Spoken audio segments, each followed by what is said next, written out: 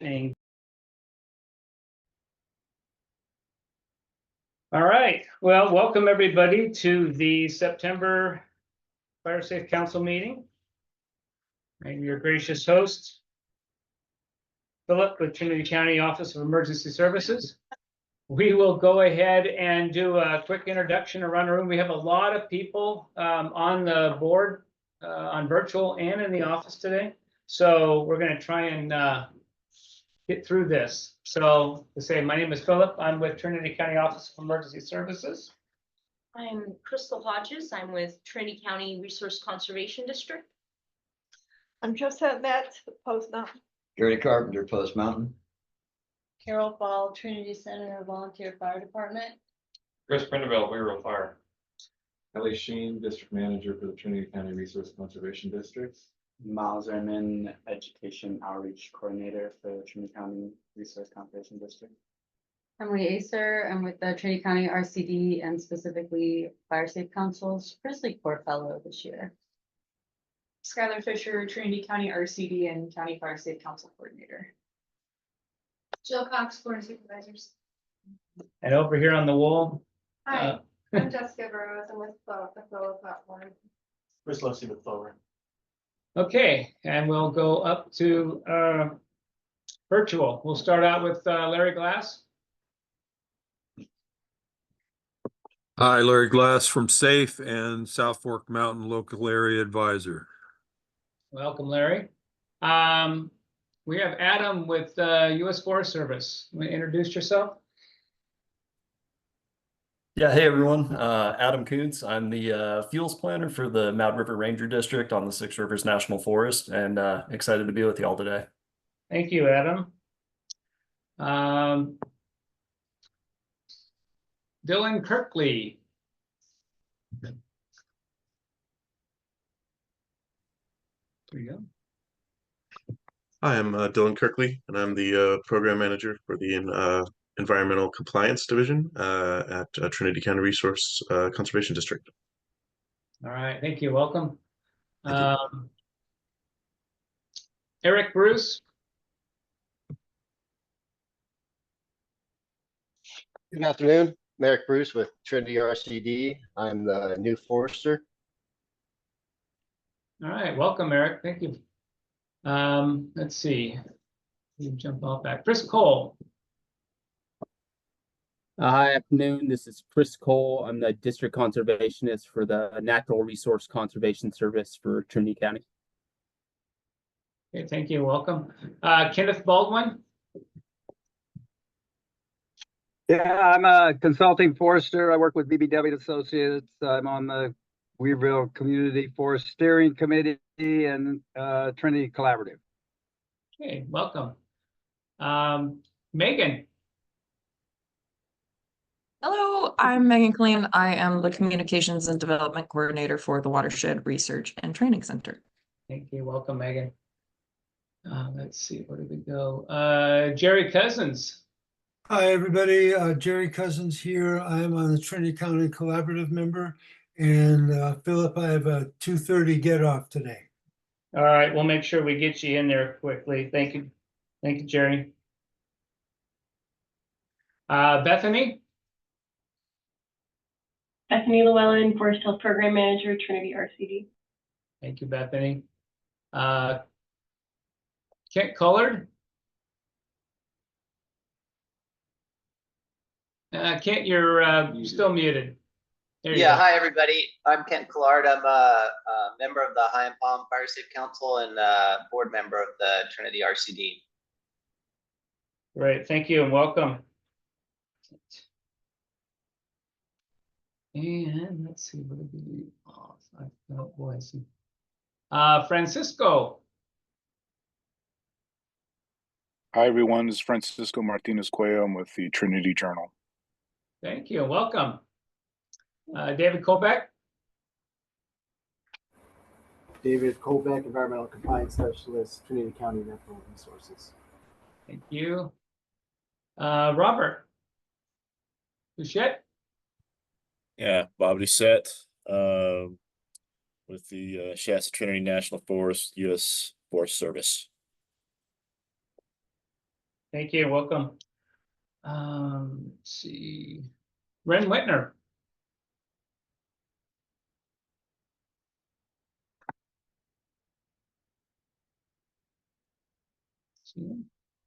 Okay.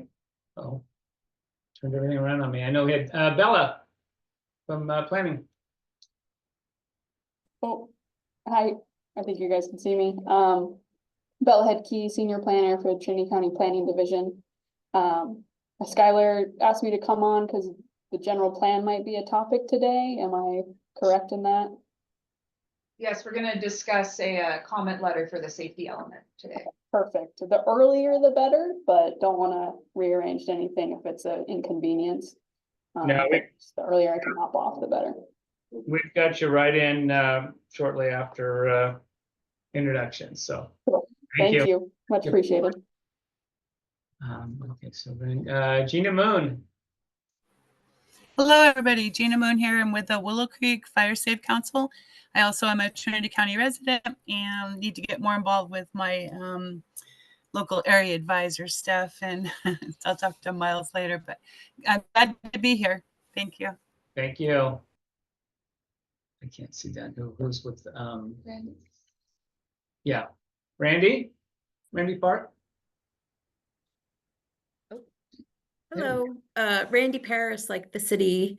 I work for the Watershed Center. And yeah, happy to see everybody today. Thank you. Welcome. Okay, we have Nate. We got Carol Healing. Hi, good afternoon. Nate Orch, Fuels Planner on the Trinity River Management Unit with the Shasta Trinity National Forest. Thank you, Nate.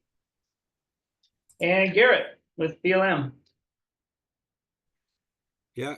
Hello, Garrett Dunn. I'm the Fire Management Officer for the Reading Field Office, Bureau of Land Management. Okay, I think is there anybody else on Zoom that we didn't get to?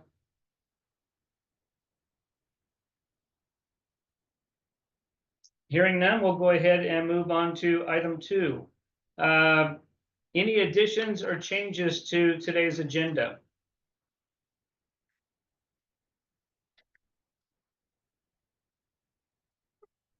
Hearing none, we'll figure that the agenda is okay. And early departure project updates. I've got Jerry that has to leave by 2:30. Anybody else that needs to leave that we can go ahead and get a report out prior to you on the list?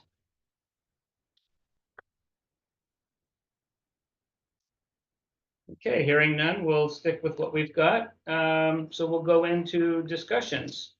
And I'll let you want to go ahead and take a discussion on your letter? Yes, thank you, Philip. This is Skylar speaking. So the first discussion item today is a comment letter to the Trinity County Planning Division on the draft hazards and safety element. So this was an item that the group decided to bring forward at the last Fire Safe Council meeting.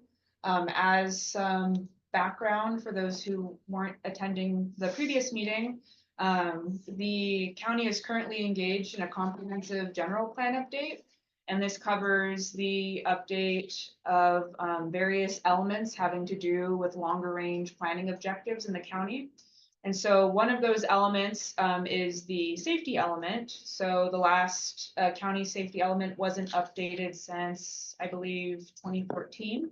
And so this is the first update in roughly 10 years. So the Fire Safe Council in the previous meeting decided that we wanted to put together a comment letter on any suggested changes or things that we agree with the current draft of this document as it's open for public review. So we opened it up for comment, and I received a few comment letters from folks, and I took that feedback, reviewed the element myself, and then drafted a letter. So the draft in front of you is that draft letter. So I'm going to go over a few of the key items and then also share the document for those online. So let me set that up.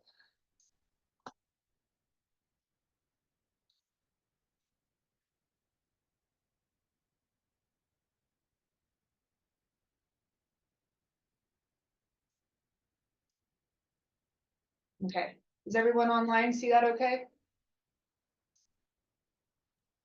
Yes. Excellent. Okay, so the letter is broken down into a few key areas. So the first topic that it discusses is requesting clarification in the distinguishment between federal responsibility areas, state responsibility areas, and direct protection areas. So this is a topic that's discussed within the wildfire hazard section within the safety element, which is basically what we got most of the comments on and were addressed within this comment letter, as that aligns most, of course, with the scope of the Fire Safe Council. Although there is some discussion within the letter regarding the evacuation, or excuse me, emergency response section of this plan. So this first paragraph does discuss FRAs, SRAs, and DPAs, and asks for the document to provide further clarification on DPAs within the county, as there isn't discussion on them currently.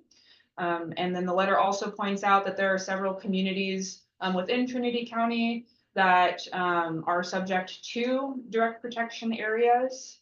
And so I suppose the synthesis of all that is the statement which says we recommend including a DPA map and to include that discussion within the safety element.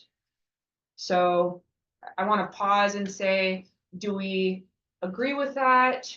Do we want there to be additional feedback to the planning team regarding FRAs, SRAs, and DPAs? And if so, what changes do we want to be made to this section? Turn to you first, Carol. Okay, so this is Carol Fall with Trinity Center Volunteer Fire Department, and I did send in a comment to Skylar asking that this issue be raised in the comment letter. And just briefly, I want to maybe provide a little bit more background. So Trinity Center, Coffee Creek are SRAs on the CAL FIRES map, but there's essentially a direct protection agreement between CAL FIRE and the Forest Service that then turns over responsibility for wildfire protection to the Forest Service instead of CAL FIRE. And you think, okay, well, that makes sense, for wildfire protection. But it's a little bit more complicated than that, because in an SRA where CAL FIRE responds, think of the CAL FIRE station that's here in Weaverville. Whenever there's a medical call or a motor vehicle accident or a fire, doesn't matter, wildland or structure fire, CAL FIRE responds to Lewiston, Junction City, Weaverville, Douglas City, anything on the 299 corridor. They're there all year round doing that. And then for about 6 to 7 months of the year, they also have stations at Fawn Lodge and Hayfork, which are doing the same thing. So providing a greater level of response for all types of 911 emergencies. For the northern part of the county and the very southern part of the county, Xenia, Mad River, that area, there's no CAL FIRE station. So what we get is Forest Service responding to wildfires when those stations are seasonally open in our area, and they are not open all year round, like Weaverville, CAL FIRE. So what happens is, so I've been with the fire department 6 years. In 6 years, CAL FIRE has been up to Trinity Center, Coffee Creek area 3 times. That's it. They might have been up last week with an ATV accident. My guys were a little unclear whether or not they actually showed up. They did. All right. So they were there last week. Okay, 4 times in 6 years. So to me, it's an inequitable level of safety response. It's a little bit different level of wildfire response because of when the Forest Service stations are open, they're not staffed they're open seasonally, they're not staffed 24 hours. They come out of Reading, drive up, sit in the station for 10 hours and then go back. So weekends, for example, for our area, they're responding from Weaverville up to Coffee Creek if there's a fire. So it's a little, again, it's inequitable. So I was trying to figure out how to do two things with this letter. I mean, I realize it's a little bit beyond the scope of the Fire Safe Council, but it is more of a safety issue. So in the next to the last paragraph, I have two suggestions. Yes.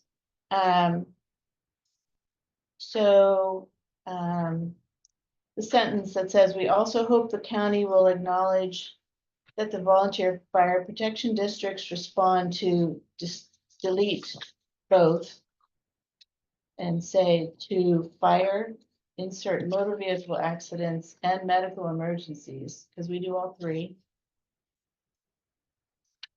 And that the varying capacity of these FPDs combined with the differing capabilities of CAL FIRE and US Forest Service DPAs creates insert inequitable and unique challenges for different regions of the county. That would be my only wording suggestion. But I also would ask the Fire Safe Council, then what do we do about that? I mean, what recommendations do we make? Talk to the governor.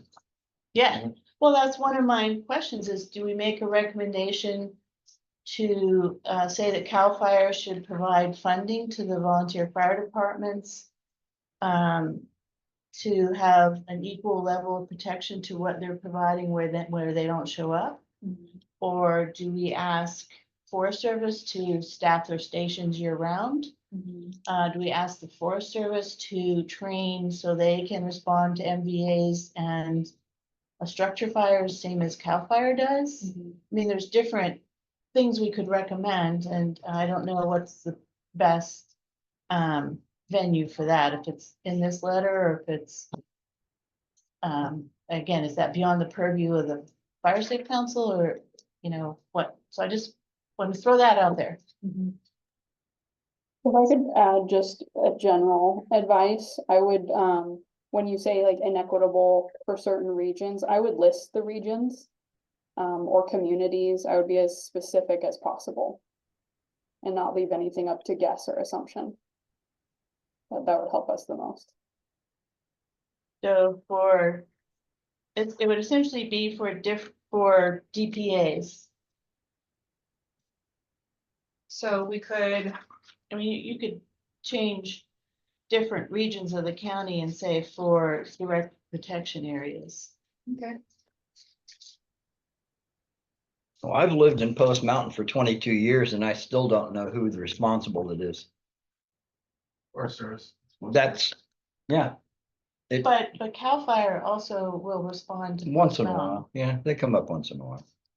When But the they- whole thing is, it's never been clear to me in all the years I've been there is exactly how that happened. Oh, well, it's, So that the Forest Service has a residential area.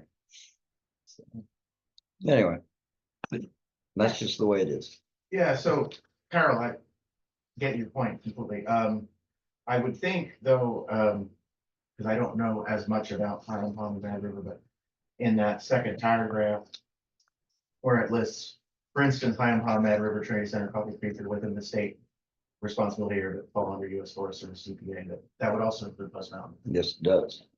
I don't, we have to look at the map and see if Post Mountain is a DPA, because what it is, It it's a formal agreement where normally CAL FIRE would be responsible because it's an SRA, but it's a formal agreement where CAL FIRE hands it off to the Forest Service.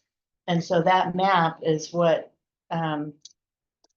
Skylar's referring to, because it's this California Wildland Coordinating Group. They're the ones that set that map. It's available on the website. I sent it to you. And they periodically change that. I mean, depending on how populations grow, they might shift what is a federal DPA back to CAL FIRE. You know, so it's a movable thing. But for us, with our relatively static population, it's pretty much where it's Forest Service is gonna stay Forest Service. Okay, I can look at that. The reverse is also true with this. There's a lot of federal land, especially between like out in the Lewiston area. There's a lot of federal land out there that is covered by CAL FIRE. Yeah. So it does go both ways. But that federal land out there doesn't require medical and some of the other things that the volunteers that Carol's talking about. And to continue with that, you know, you can absolutely, you know, point out there's a difference in what the Forest Service will respond to, right? And so it was actually 2015, the Forest Service came out with a policy. It was at least California, if not the whole country, that because when I was here back in the aughts, you know, Forest Service was responding to vehicle accidents. And so a policy came out in, I believe it was 2015, that said, you're not to do that. That was the region-wide, if not nationwide policy. So that is certainly a real concern. If you've got areas that have CAL FIRE responding to certain types of incidents, with areas Forest Service, as you mentioned, only part of the year, only part of the day, and not all the types of issues, not responding to all the types of emergencies. Also to add to that, at one time, Post Mountain trained with Forest Service on structure protection. Yeah. They had their own MSAs and everything. Interesting, okay. So, but presently, Forest Glen is basically closed, and they have contract engines staffed all over up there. Yeah, exactly. And so, yeah, Forest Service would used to help with structure fires if you could argue that it was an immediate threat to get into the forest. Well, then. But now they don't do that. Because they don't train on structure fires, so they don't want to put their firefighters in danger anymore, and I get that. Right. See, Randy. Oh, yes, Bella. Oh, sorry. Randy did have her hand up. If she still has something to say, I can talk after. This letter is a little small for me to read, so I was kind of I hadn't seen it before the meeting, so I was just trying to review what it said. Thank you. Yes, and then I can send a copy to the chat. So I would add, if the group sees fit, it sounds like one line that might want to be added in is that the DBA map changes periodically, so you may want to recommend, if you see it to be a benefit, to have some type of policy that would periodically review those and make sure that those maps are accurate for what the county has on record. I don't know, maybe some type of suggested time frame, like every 3 to 5 years or something like that, if that seems helpful, could be part of it. And then I would ask that some type of link, or I know that seems like much, but I just want to make sure that this is clearly understood by the consultants. So maybe some type of link or an attached map or something that sends it directly to where you want it, then there's no guesswork.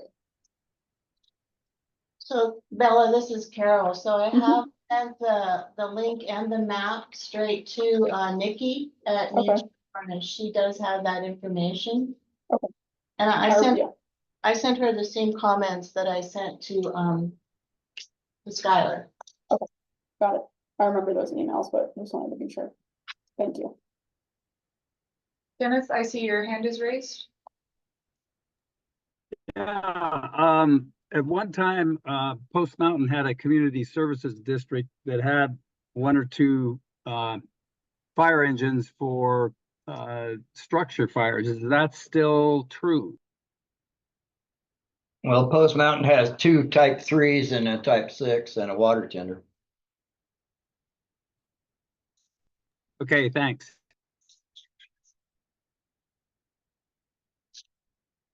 Is there any more feedback or revision requests on DPA, SRA, FRA discussion? So this is Carol again. So I guess I don't know that I got an answer to the questions. Are there recommendations from the Fire Safe Council that should be made to as part of this letter, or is that something separate? I mean, we've identified the problem, but have we, made recommendations that would hopefully in the future resolve it? As this is a comment letter for the safety element, I feel as though a recommendation we can make is recommending the county to use the safety element as a tool, either through the development of like a policy or a program, directing the county to coordinate with the Forest Service and CAL FIRE when there are DPAs in place over communities to try to reduce Resolve those that inequities. Okay. Yeah. All right, that sounds good. If that's what everyone wants to do.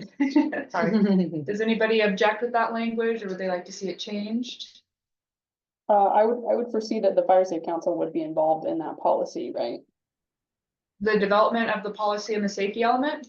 Well, I mean, no, I mean in the implementation of that policy itself.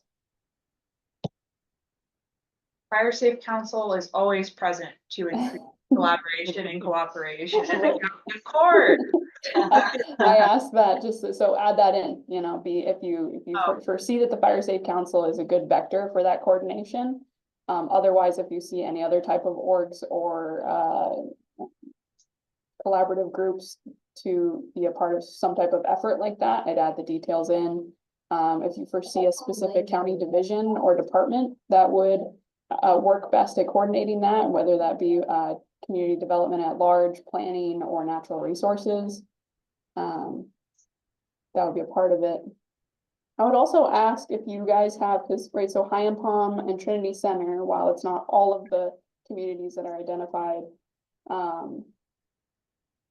have community plans. So if you feel any need to, the community plan drafts are not quite out yet, but they will be soon. So there'll be a commenting period for that too, but I don't see any harm in adding in, maybe that there could be some type of avenue for a solution in the Trinity Center community plan for that specific need, or High and Palm, or, you know what I'm getting at. Just to add it into the conversation. Bella, this is Carol, one last time. So yes, we already planned to have the CSD comment at the community meeting on the 9th about the issue. And then you asked which county departments might need to be involved. And to me, it's county OES because it is a emergency response kind of issue. So you'd want to have their input also.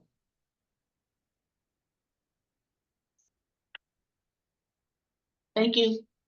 Yeah, thank you. I really appreciate you guys doing this. This is like the whole one of the main reasons to have a general plan update, right? And your feedback is extremely important. Any additional feedback or revisions for these two sections? And I can pull up, now that it's a bigger font for those online, this second to last paragraph we were also discussing.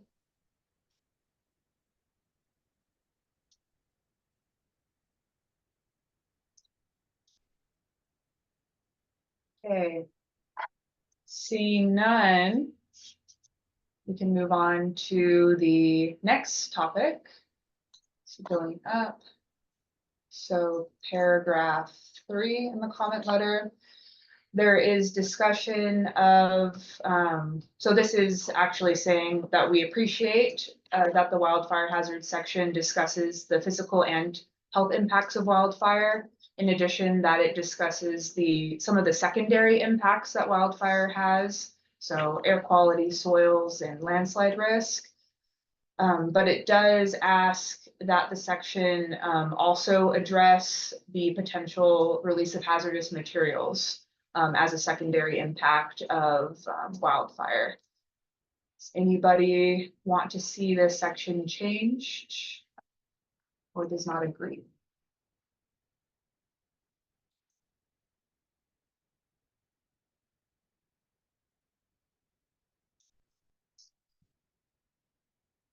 Okay, seeing none? Well, yes, Carol. Just for everybody's information, Post Mountain is in an SRA, it's not in a DPA. Oh, interesting. Thank you. Maybe on a map. But in actuality, it's, Well, anyway, yeah, on the official map. Okay, Thank you. Okay. The next section is in regards to discussion within the wildfire hazard section regarding a wildland urban interface.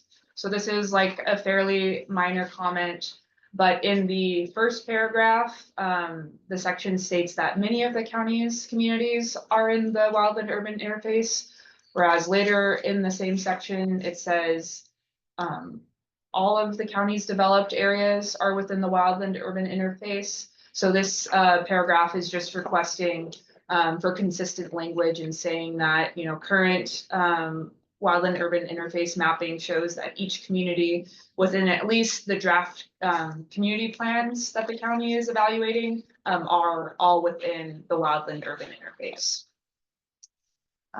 Any feedback on that? Any suggested changes on that? I'm a little confused. Yes. I'm a little confused with that statement. Yes. Are you stating that not all of the developed area is within WUI? That it sounds like you're saying that you have to have a draft community plan to be within the WUI. So the reason why I said draft community plan was there are so many communities within the county and all of the established like communities, like when you look up communities on the map, they all are within the WUI boundary. But I do know that like community identity and boundary can also vary from person to person. So that there might be a collection of residences, you know, far off that might not be within the identified WUI boundary, but do identify like as a community. So I was trying to word it in a way where communities are all represented and captured, but I do understand that it sounds like within the comment letter, like that not all developed areas are within the WUI, which they, for these purposes, are. So I can change that.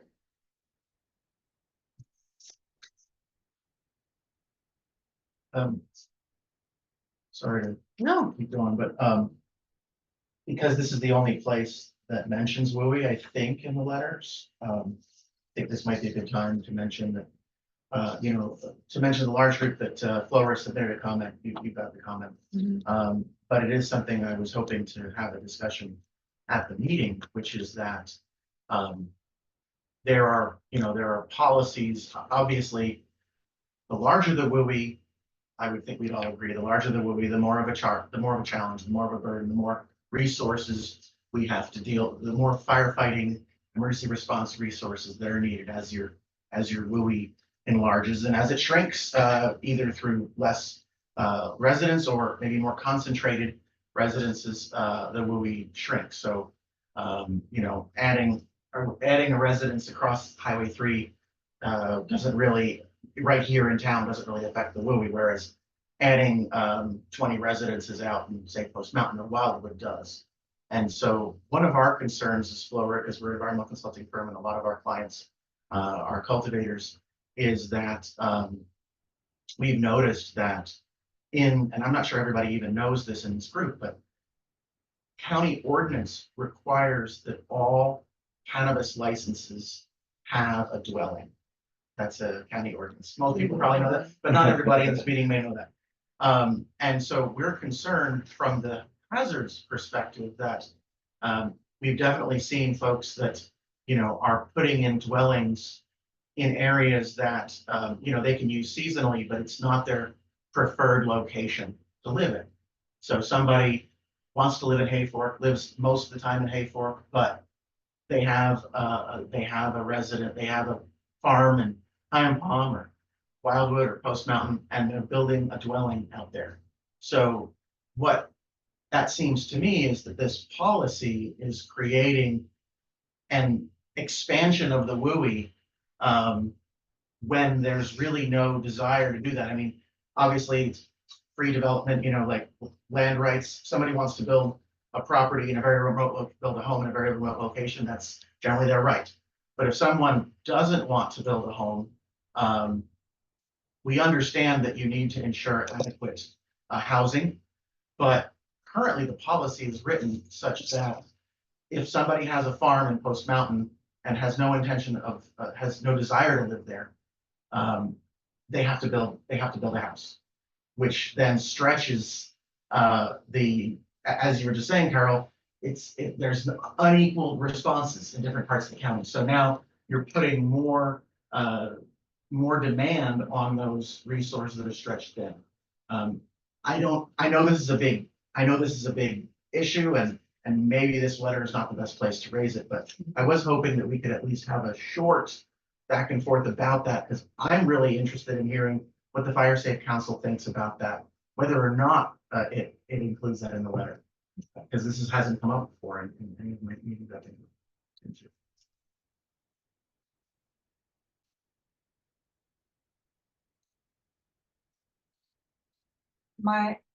My initial reaction with the comment is I do understand the concern, but I am a little worried like that it's slightly outside of the scope of the Fire Safe Council because it feels a little bit more directly related to the cannabis ordinance.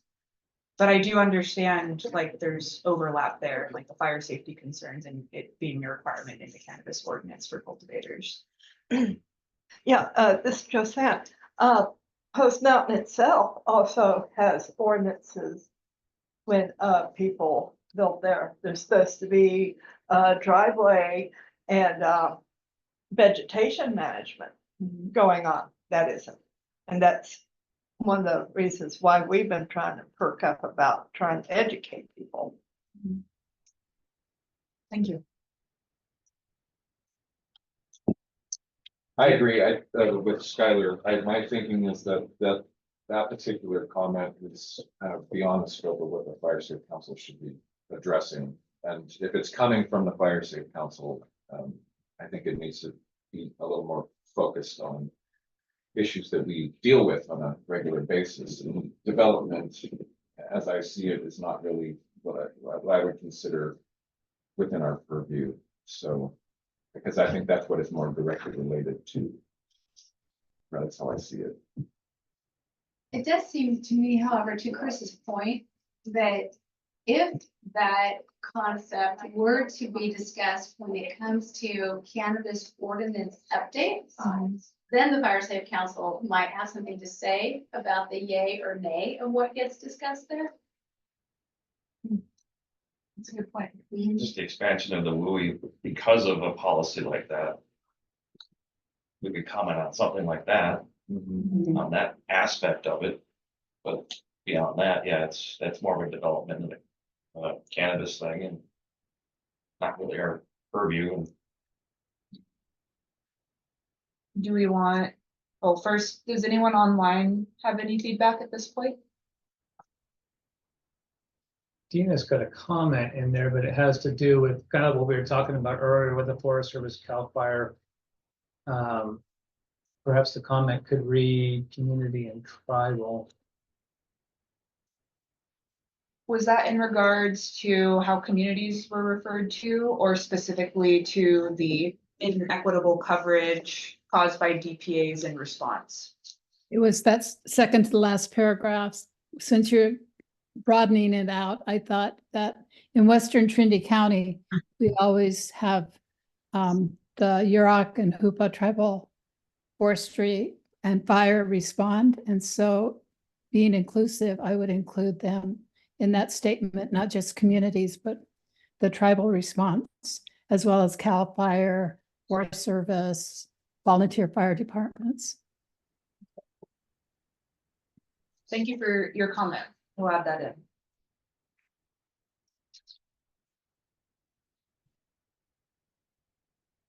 Do we want to include within the WUI section, like a statement saying that as the county goes into like the zoning ordinance update that will remain engaged? Or do we want to like leave that off and then once we reach that stage in this process, we will just be engaged? I don't think you need an extra sentence saying that you're gonna do it, I think you should do it. Okay. Yeah, I agree. Just do it. I wonder though if it makes sense to talk about, just to mention that there are policies that encourage, sensible building in the WUI, and then there are those that don't. Without even naming them, I think that I would imagine that the Fire Safe Council would care about kind of encouraging policies that lead to responsible development in the WUI, you know, because there's very responsible development. You know, there's a difference in how it's done, right? And so if the council doesn't want to get terribly specific, there might be something to say. There's actually nothing in the, you know, it's great you mentioned the WUI and the kind of these are the facts section, but in terms of the recommendations, maybe something about responsible building in the WUI is something that, assuming Fire Safe Council cares about that, something that we think about, including Josiah, your comment about how construction is done and enforcing things as new development comes online. Maybe that's something that, I don't know if that's something the Fire Safe Council wants to jump into. I think that's already in the plan, though. I think there might be a program that discusses, I know that there's at least one talking about encouraging roads to be built to emergency access requirements. And I do believe that there was some language about the WUI. Could you fact check me on that, Bella? Not to put you on the spot, but regarding the programs related to wildland urban interface and the safety element. I don't know off the top of my head. Okay, that's fair. There are a lot of programs in there. But we could say that we are supportive of policies and programs which encourage responsible development in the wildland urban interface. Is that? Could you repeat what you're specifically looking for? Was it access? We're curious if there is like a existing policy or program that specifically speaks to development within the wildland urban interface.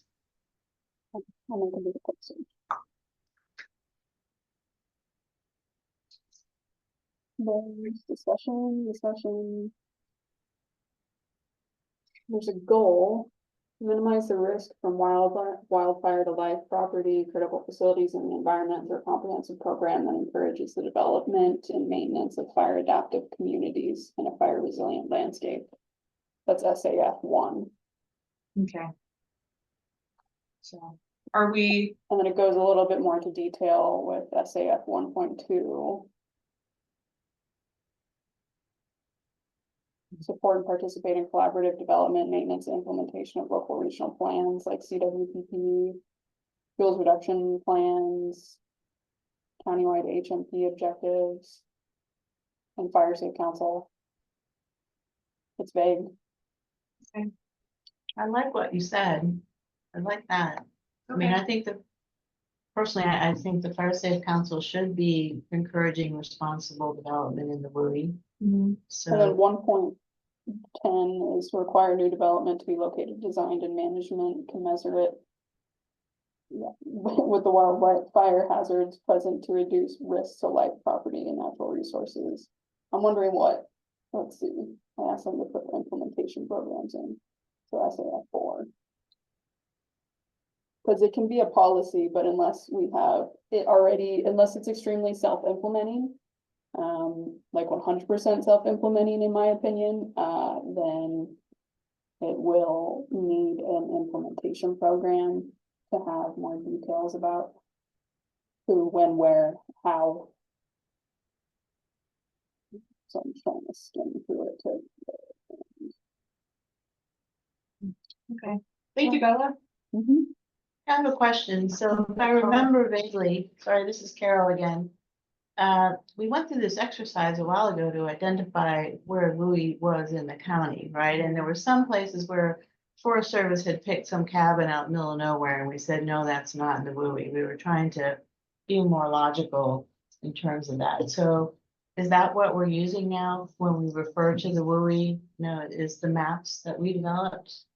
We, in having gone through that exercise, one of the things that I thought of was basically that, which is, you know, if we're talking about one-off, you know, homes that are, you know, on a single piece of private property, kind of isolated in Forest Service lands, otherwise, we would not have included those. It's basically, I think our standard was if there was, say, 3 homes on the road, then we might include the WUI and the access to it. I mean, we would include that neighborhood or those parcels and probably the access to it, but there was, we weren't just picking up every single home that's kind of spread throughout the entirety of the county, because that kind of keeps the purpose of the WUI and how we focus resources on those areas. So do we have a definition or a map somewhere of what is WUI then? We do have, Absolutely. yeah, we do Okay, have. a well then I think methodology. we're good, Chris. I mean, I don't know that we're gonna add these odd parcels if that's not what we've done consistently in the past. Yeah, I mean, a basic statement that we talked about earlier, that talks about supporting, responsible development within the WUI, I think is probably sufficient. Okay. I would add to the previous sections I was reading that it looks like program SAF4, which is review and update the Trinity County Fire Safe Ordinance, is the mechanism in which the general plan is currently recommending to implement those efforts. Yes. Which is recommended at every 5-year cycle. Are there any additional pieces of feedback or revisions or disagreements about the revisions that we've talked about to paragraph 4 regarding the WUI?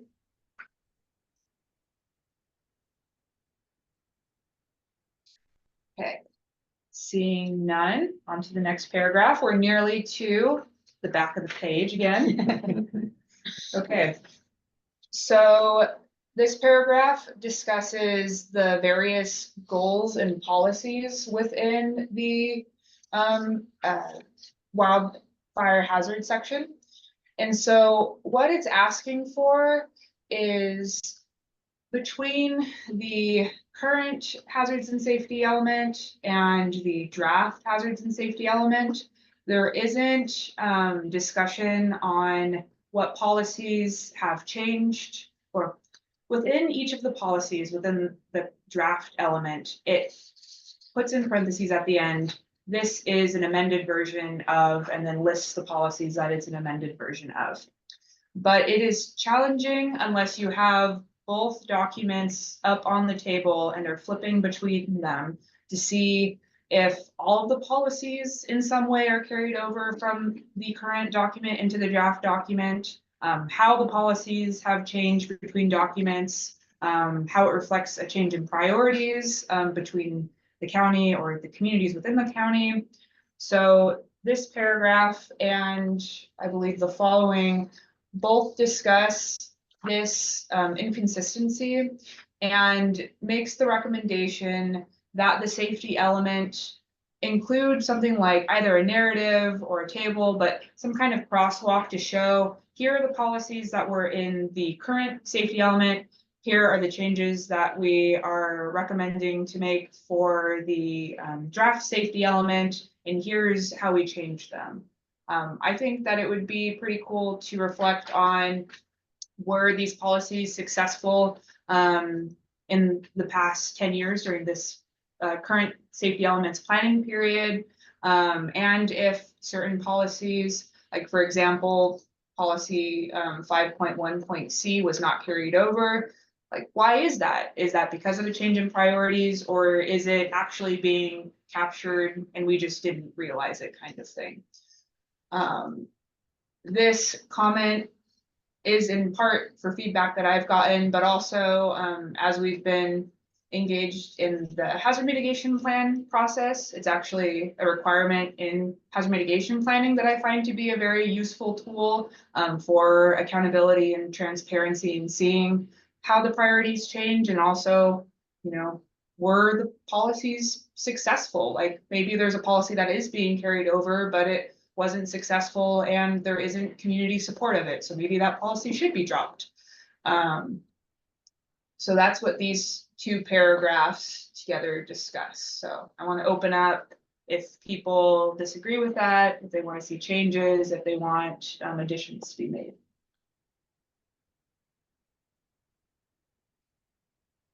I think that's a great idea.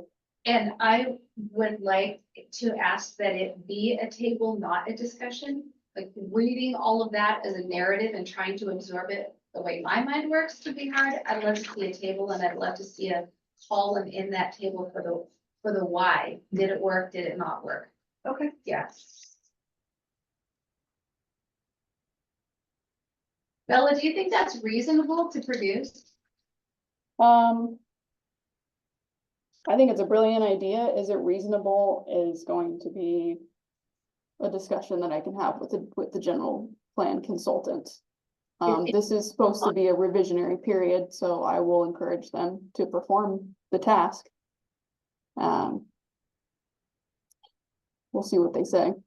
But I think that's a brilliant idea. I myself am worried about things that may not carry over. Why didn't they carry over? And it's a huge lift to be double checking all those little things in between all of the elements. But I think Skylar brings up a great point. Like, I don't want to lose any of the benefits from the past plans or, or learned failed suggestions. So I'll bring it up in our next call. And please strongly encourage it in your letter. Bella, bring it up too in the context of like asking how heavy that lift is and how time consuming it's going to be, and just weigh that in the balance of benefit to cost. Yeah, that's always the topic for sure. I think it's more of an easier lift to ask of one element, but I'm going to bring in the discussion of what do we think about bringing it into all elements that had previous plans available. No guarantee on that, but I think we'll all at least leave, with more importance from the safety element.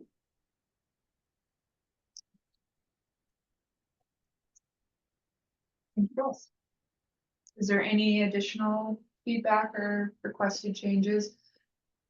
This second paragraph on the second page also kind of wraps up those ideas.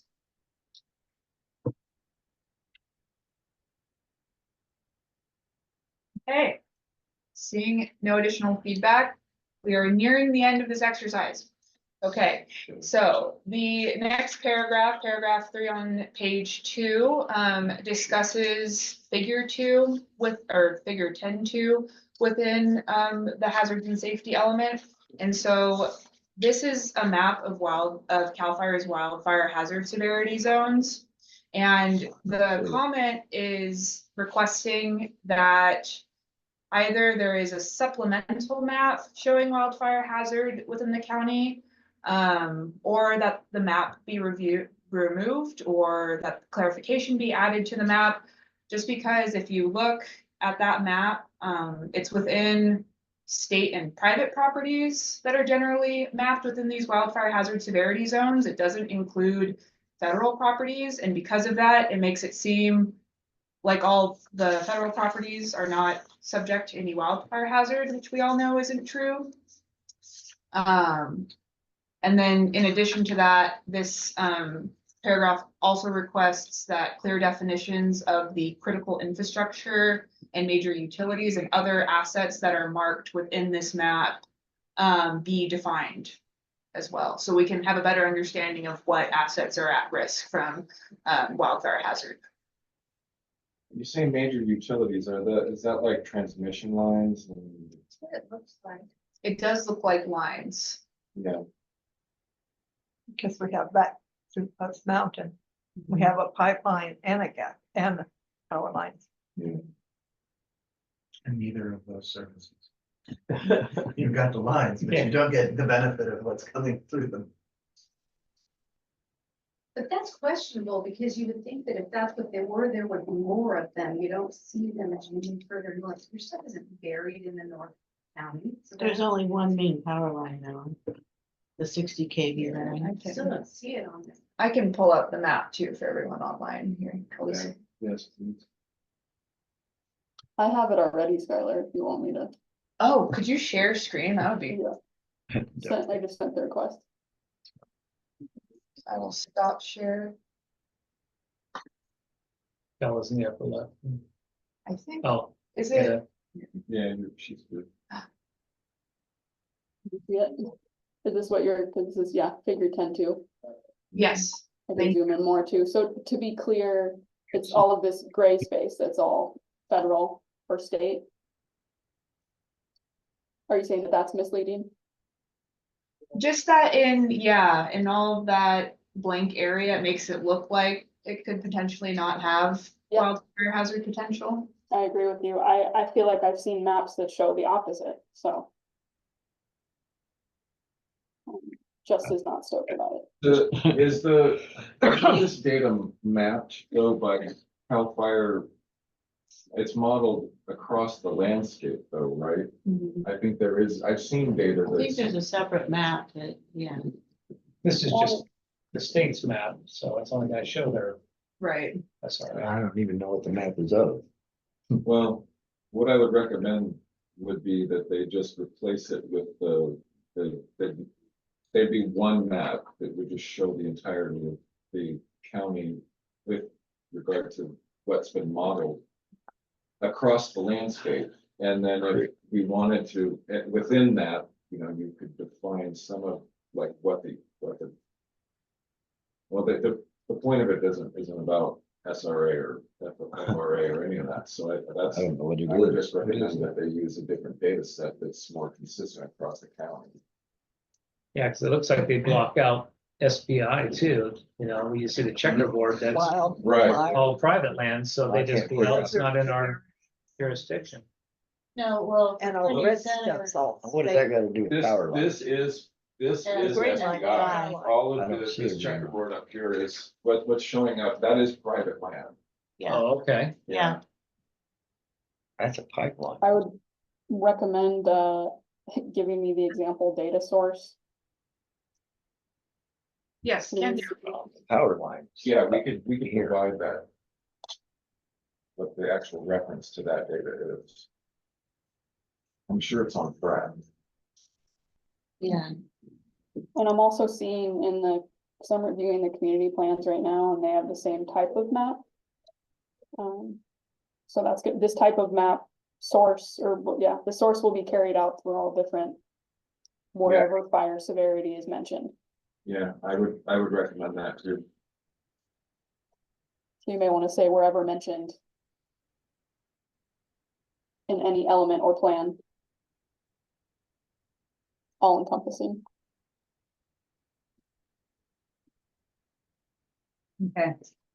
So what I have for this section is clarification that we recommend that they replace this map with a different map that is showing wildfire risk in the county. Adding recommended sources to use for that data, and then also adding language that says, you know, regarding any fire risk mapping efforts that are happening right now, that they use one of the recommended data sources rather than the wildfire hazard severity zones like CAL FIRE. Within that, Skylar, you clarified and that you were asking for more detailed understanding of what the critical infrastructure and major utilities were. Do we want? I don't think that's on the FRAP map, right? No. So we would just not have that. Wouldn't be there at all. Right. Okay. Do we not want the map to show the critical infrastructure in like the hazard severity zone?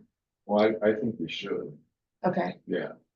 Because those things are potential sources and how they're related to there could be a potential of showing how they're related to the severity. And I mean, it's infrastructure at risk, right? I mean, that's what they're showing. So. Yeah, but then you'd have to put like every water system, water storage tank, you know, because yeah, you're talking about critical infrastructure. Well, water supply is critical infrastructure. You don't want to just identify, here's the power line, here's the risk. If you're talking about major infrastructure, you're also talking about, the ability to respond. We wouldn't be able to show at that scale. Well, yeah, so anyway, so critical infrastructure, then I would delete that because all you're gonna show is major utilities. Yeah, I agree with that. So do not ask for definitions of critical infrastructure. What else are they showing for critical infrastructure? You see all these like orange Oh, the dots. dots. So Trinity Center, what they're showing Maybe is the it's- airport. They're showing the airport.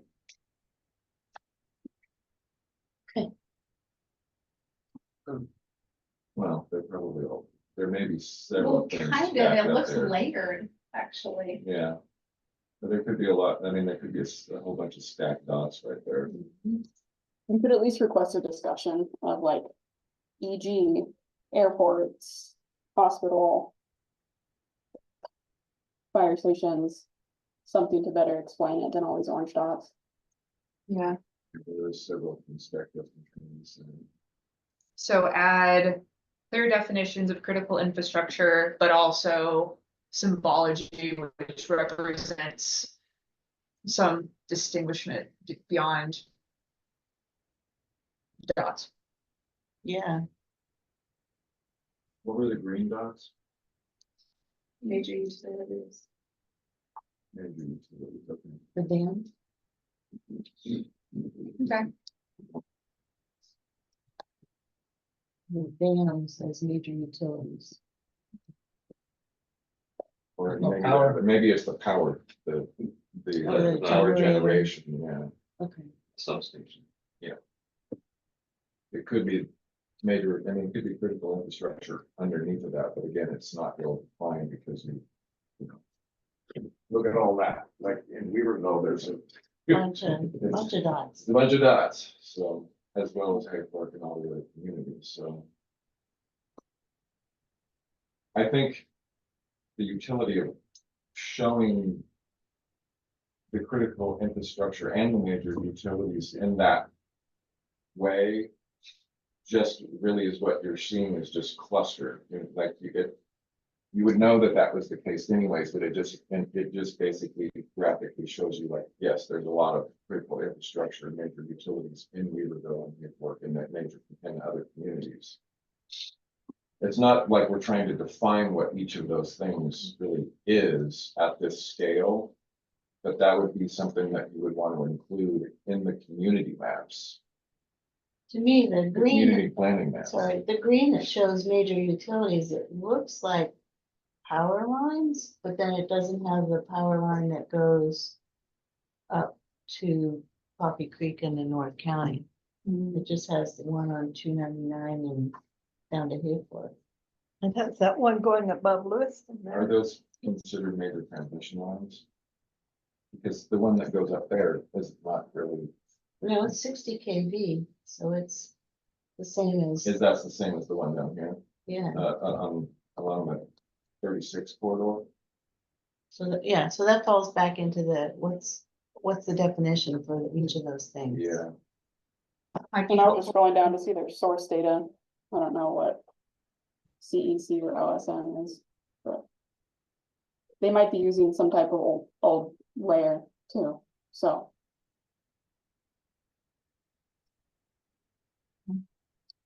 Thank you for sharing, Bella. You Okay. good with the map? Yes, I think, unless anybody wants to look at the map anymore, Oh, I can bring it up if you need it. I'm not hearing any objections. Okay, thank you. So what we got is, let's see. Change out the map. We'll make recommendations on data sources, and then also add that, we request that whatever data source out of the ones recommended that is used consistently for other wildfire hazard mapping efforts for the community maps. And then request that more specified symbology be used. Anything I'm missing? It looks like Gina Moon in the chat asked to add Salyer. Oh, yes. I can add that, the request that mapping add Sawyer.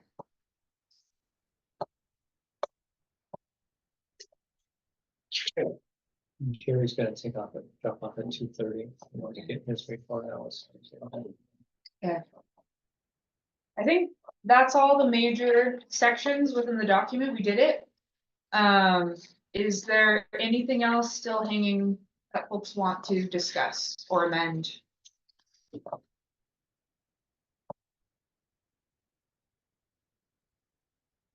Good letter, Skylar. Yeah. Thank you. Thank you. That's a lot. Yeah. It's a lot. Good job. Probably noticed that the newsletter went out one day late this week, and that is why. Okay, We're good with the changes, so we can make these changes and everybody's happy to sign off on changes that we've made. Yep, as advised. Okay, anyone online have any objections? Right, seeing Good. none. none, okay.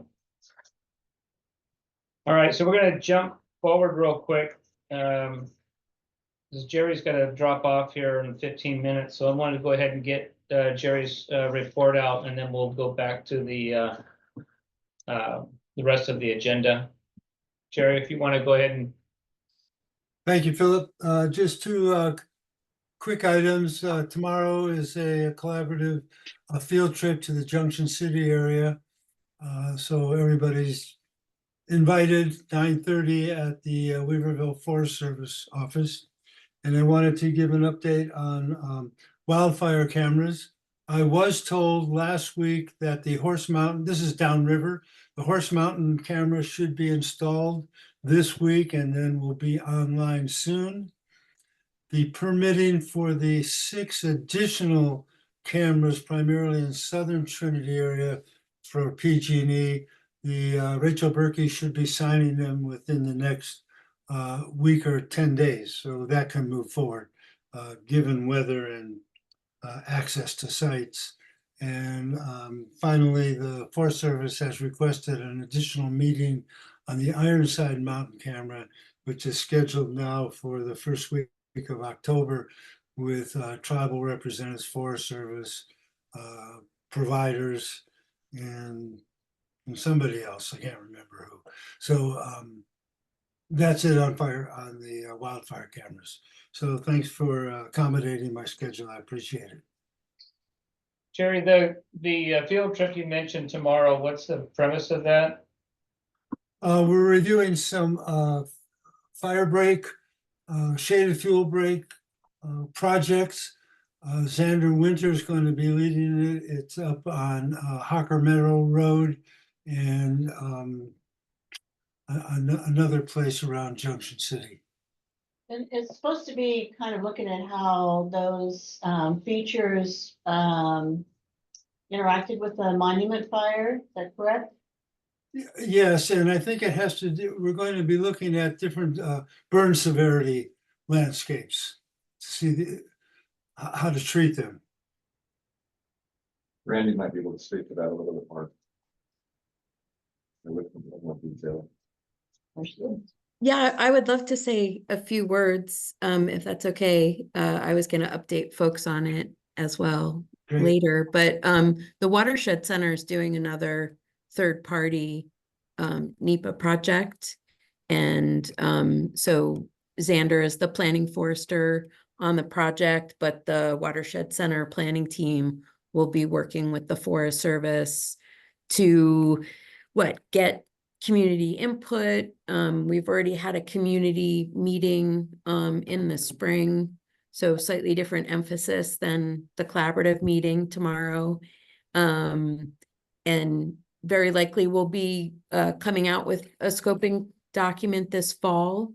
And then we'll be working on kind of wrapping up field work and the analysis in 2025 and have a signed decision, hopefully by the end of the year.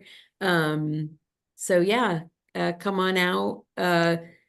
folks can just meet in Junction City if they don't want to carpool at the North Fork Grange. We'll kind of start out there. But if people want to carpool, folks are meeting at the Ranger District office and we can consolidate vehicles.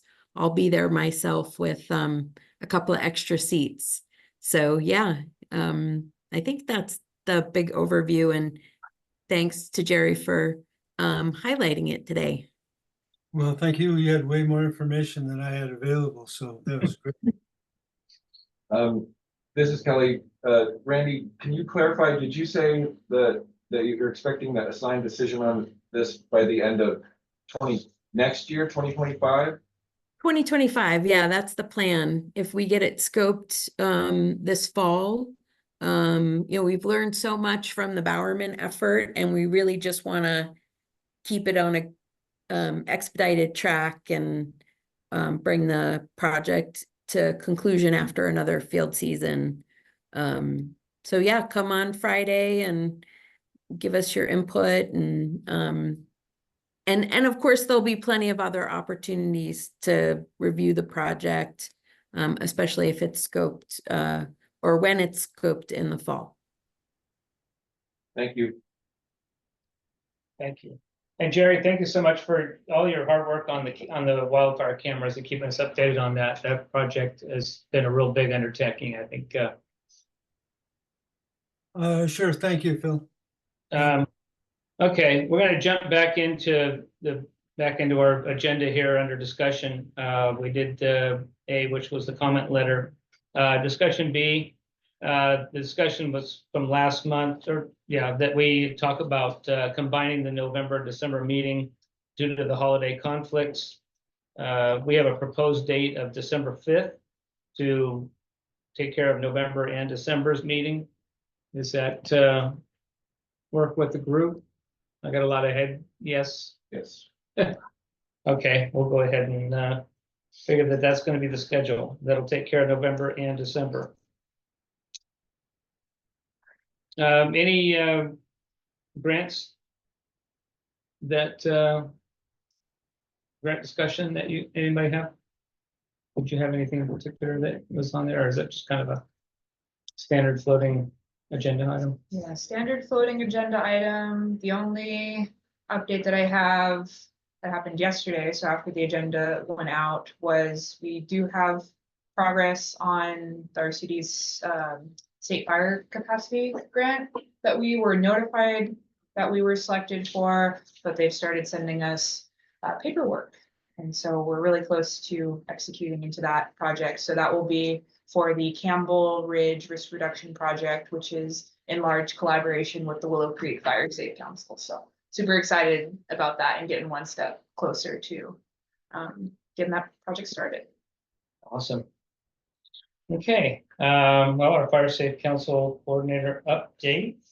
We got some exciting news. Yes, I want to first start my update by turning it over to Emily Acer. So Emily is our 24-25 Grizzly Corps, specifically here to help with Fire Safe Council programming and efforts. So Emily, do you want to introduce yourself? Yeah. So like I said, I'm Emily Acer. So for the last 6 months, I've actually been backpacking the Appalachian Trail. So trying to get back into that like professional mindset after kind of being a dirty hiker the last few months. But before that, I came from Auburn, Alabama. I was getting my master's in forestry, and I worked in a fire ecology lab where I kind of fell in love with fire, learning about it. But a lot of what I did in grad school was like very like research science based, and I really miss doing like public outreach and education. My undergrad is in botany and environmental science, and I volunteered a lot at like nature centers in Ohio, because that's where I grew up, was Ohio. So my partner did Grizzly Corps a couple years ago and really, really loved it. So I thought it'd be a fun program to do. And I specifically wanted to work with Weaverville, coming to the RCD here and working with the Fire Safe Council, because it gives me that public outreach, as well as still getting to work with fires. So I'm really excited to get to learn a lot in this position, learn about the different ways that I can aid and help the community out. I'm working on the community wildfire protection plan right now, doing a bit of literature review for that. So beginning to look at what you guys have done over the last few years and try and integrate myself in. So if you have any resources or any words of advice for my next year, I will gladly take them as I learn more about you guys and what you do. So, What is Grizzly Corps? I had no idea. it's part of AmeriCorps. It's California's specific AmeriCorps program. Oh, okay, I got you. Yeah. I know what that is. Yeah. Welcome. Thank you. Good morning. Thank you. A I'm great excited. place to land. I'm loving it so far. I'm already in love. Yeah. You'll end up Right, staying. do the- I imagine I will. Just gotta keep her up. Yeah. Might have to at least try and section some of the PCT, but no, I'm already loving being here, and it's been a lot of fun getting to know folks and learning about the programs you guys have, and the community seems pretty tight knit, and that's really cool. So Well, you should also do some trails in Gasky area. okay, I've already started hopping on some of the community trails that lead off of the roads here in Weaverville, and that's been a lot of fun. Getting to explore what's close by. So it's nice. Auburn didn't have a lot of recreation within very close to town. So it's nice being back in an area where I can just like hop into trails. Josanne brought that up because we used to maintain wilderness trails. Oh, cool. Oh, cool. Wonderful. So she knows where there's a couple of good ones. Good. All right. Wonderful. So, Well, it's a different part of the country too. Okay. Thank you. So we're super excited to have Emily here. Been here 2 weeks now and just was immediately thrown in to all of the craziness and programs. In terms of other updates, we've had a bit more back and forth with the state regarding the county's hazard mitigation plan. Last we heard, as far as I know, unless Nothing Philip is, new? okay. We are so very, very close. We were hoping to hear back from them again with like a check mark the board. Haven't heard from them yet this week, so the next week's board just isn't achievable, and then we have some conflicts for the second board meeting, but we're fingers crossed that we'll be able to bring it to the Board of Supervisors for approval and adoption at the first November meeting. That's our goal. So we're really excited to be nearing the end of that project. It's been super great working with Cal OES.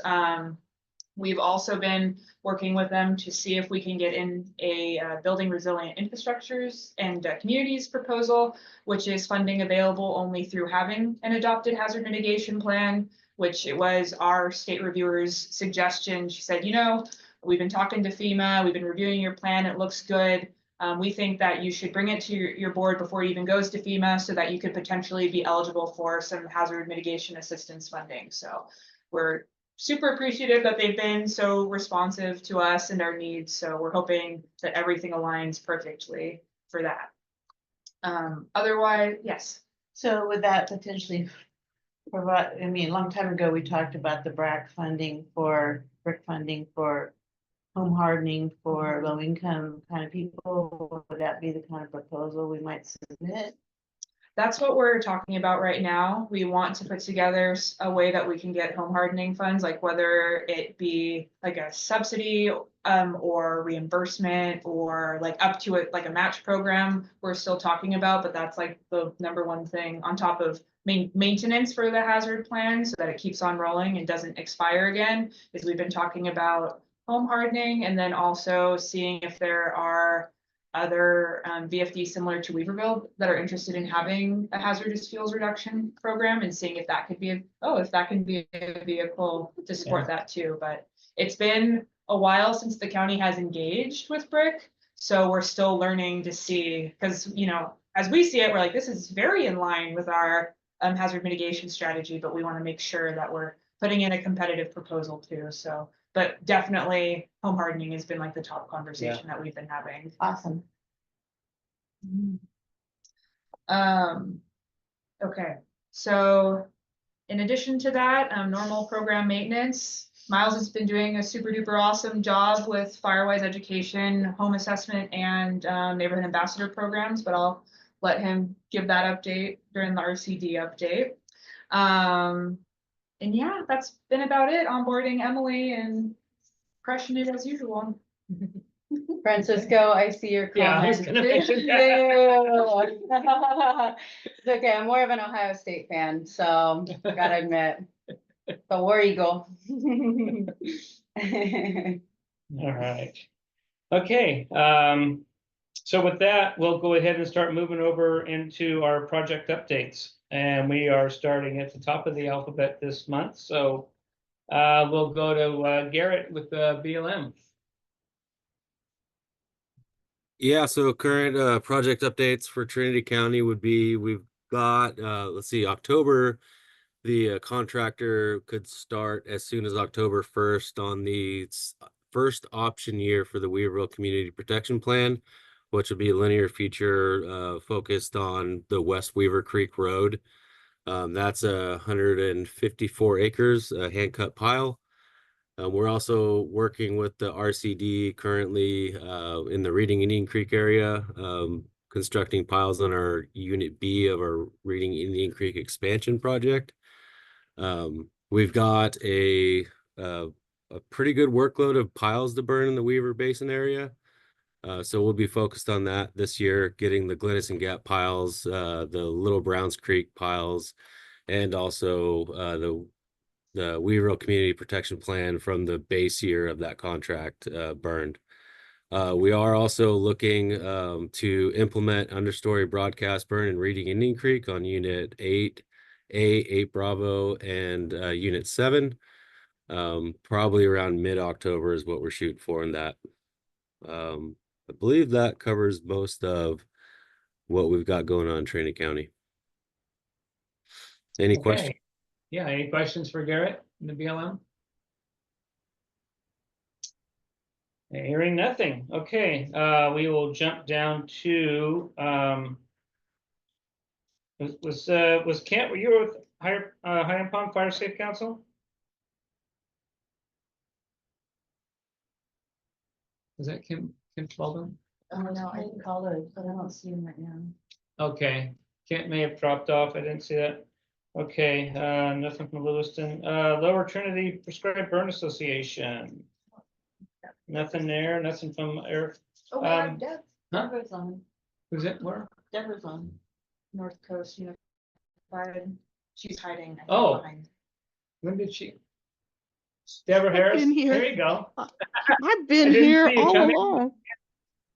Oh, sorry. That's okay. I'm really impressed at the letter you guys worked on and Skylar put together. I mean, it's really impressive how you guys get together and agree on things and hash things out and put together such a good letter and product and make things work over there in Trinity County. I was listening raptly as you guys hashed it out and figured it out. So kudos to everybody there that's involved.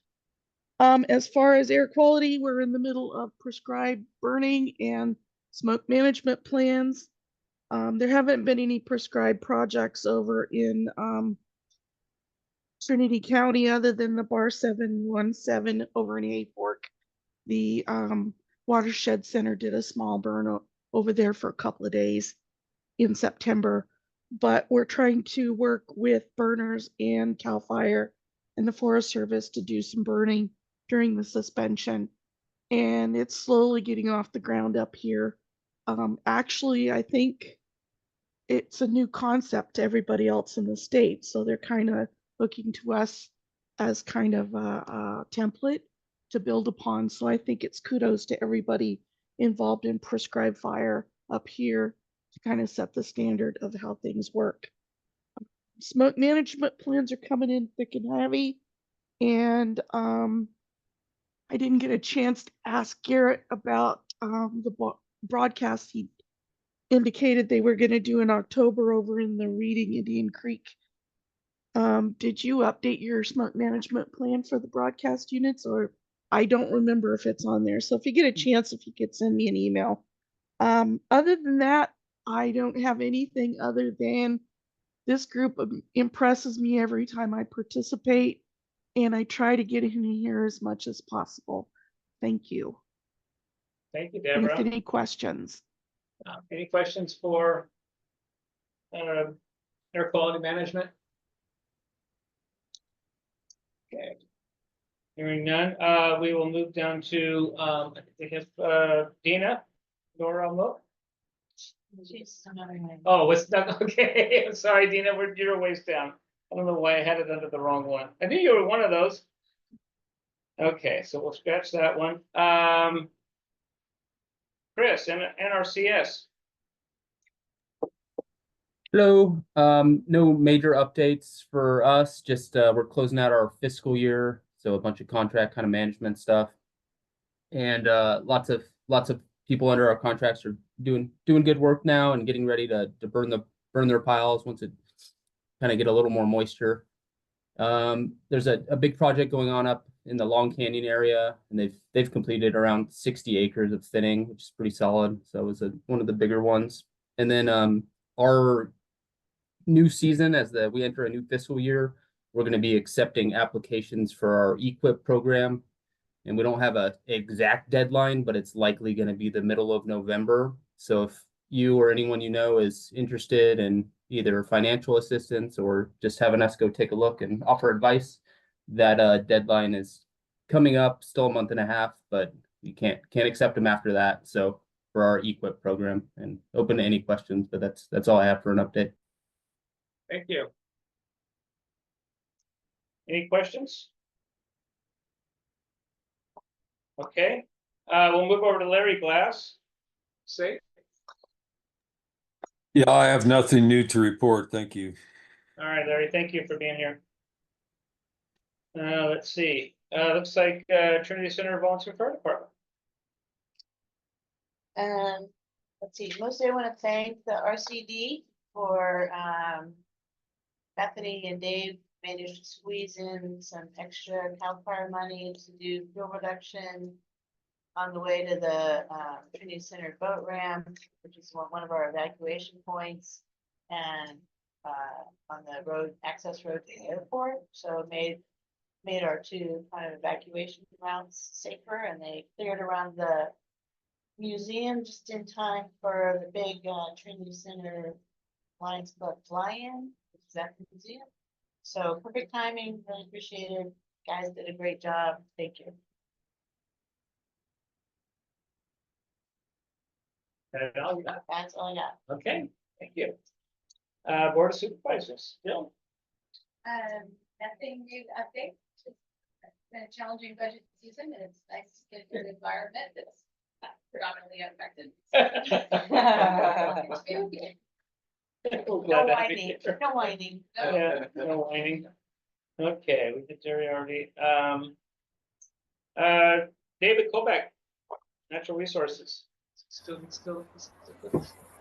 There he is. Yes, thank you for that. Still online, absolutely. I wanted to go after RCD and Watershed Center, but I'll add in perhaps anything that I can after they're presented or updated.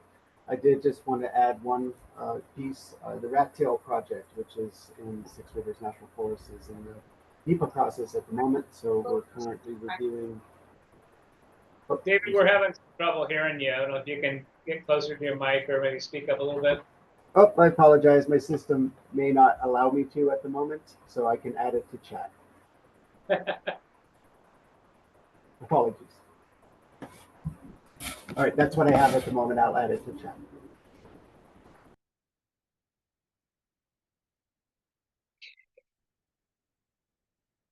Let's see. Oh, me. That looked familiar. Okay, as far as Trinity County OES, I went to Eureka on Monday and met with Humboldt Bay Municipal Water District. We did a tabletop functional exercise on the R.W. Matthews Dam. We did an earthquake scenario, and in collaboration with Humboldt County, their OES. We had representatives, Trinity County had representatives from CHP and the Sheriff's Office. It was very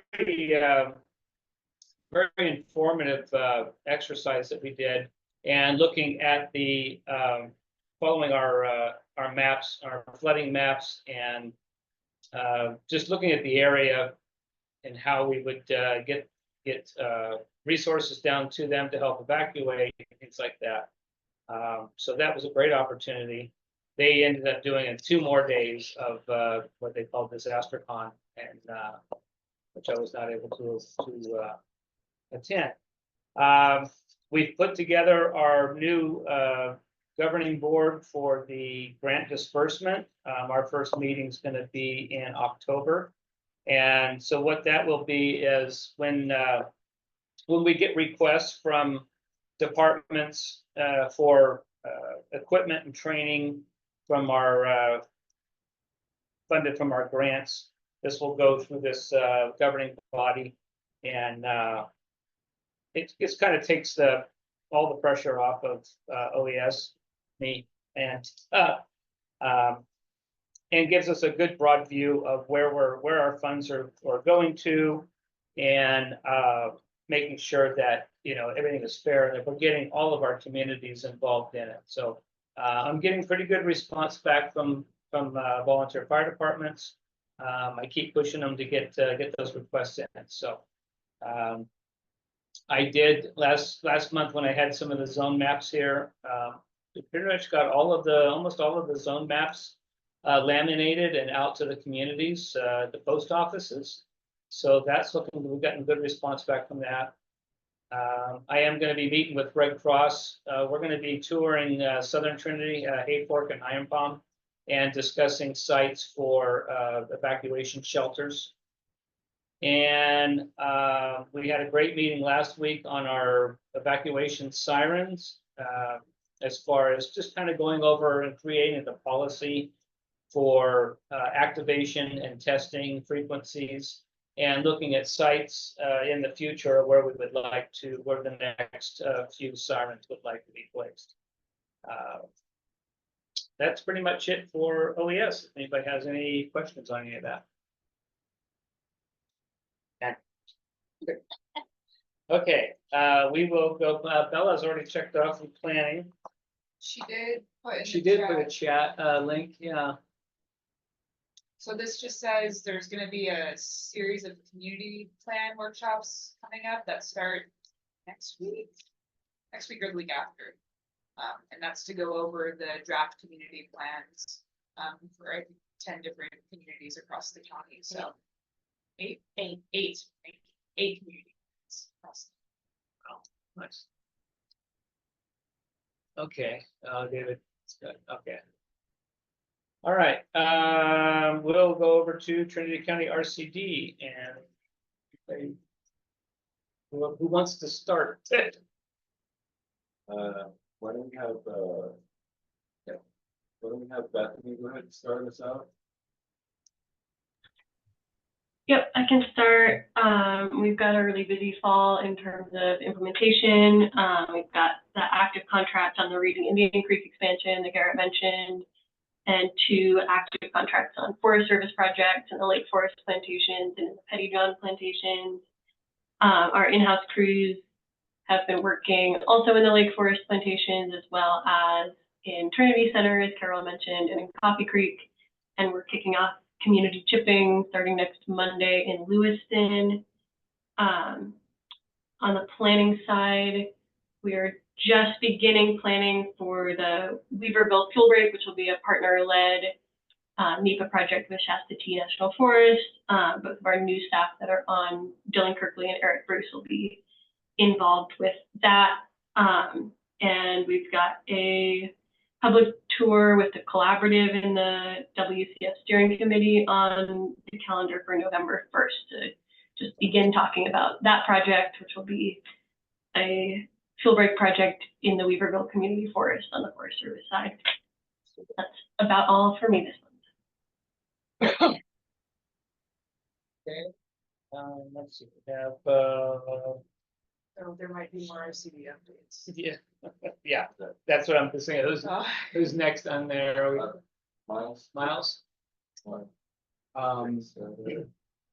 Yeah, we are scheduling our fire education lessons in Burnt Ranch and Trinity Valley Elementary Schools. I've been doing some home assessments through our wildland fire assessment program throughout the county, and we're also planning on trainings with the Xenia Canton VFD, the Southern Trinity VFD, the Downriver VFD. They are all interested in getting trained so that they can complete the assessments on their own. And for our neighborhood ambassadors, Gary is going to be doing outreach for the Hmong community for wildfire preparedness. And Janelle Johnson is hosting a pre-chipping fuels reduction community event for the Coffee Creek. Well excited.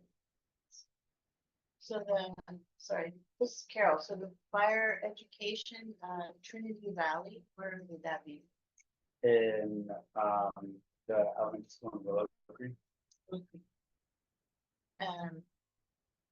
And the other location was, Burnt Ranch Elementary. okay.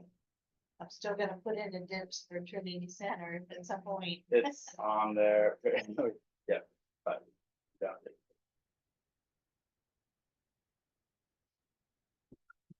Thanks, Miles. Since Bethany already mentioned that we're moving forward with the Weaverville Fuel Break partner-led NEPA, I'll just go ahead and jump in and add that the Trinity County Collaborative Group is having 4 of the next 6 Fridays are field tours. So I'll give you a list of what's going on. As was mentioned earlier, and Randy spoke to this a little bit.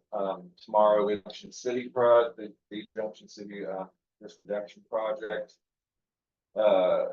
October 4th is going to be a rescheduled Big Ranch project tour. That'll be going having a look at the progress on the planning for the project that spans from Big Bar out to Burnt Ranch. On the 18th of October, we'll be looking at the Hayfork project and the pilot project. And then, as was mentioned by Bethany earlier, on November 1st, we'll be having our first pre-scoping tour of the Weaverville Fuel Break. I think that's all for me.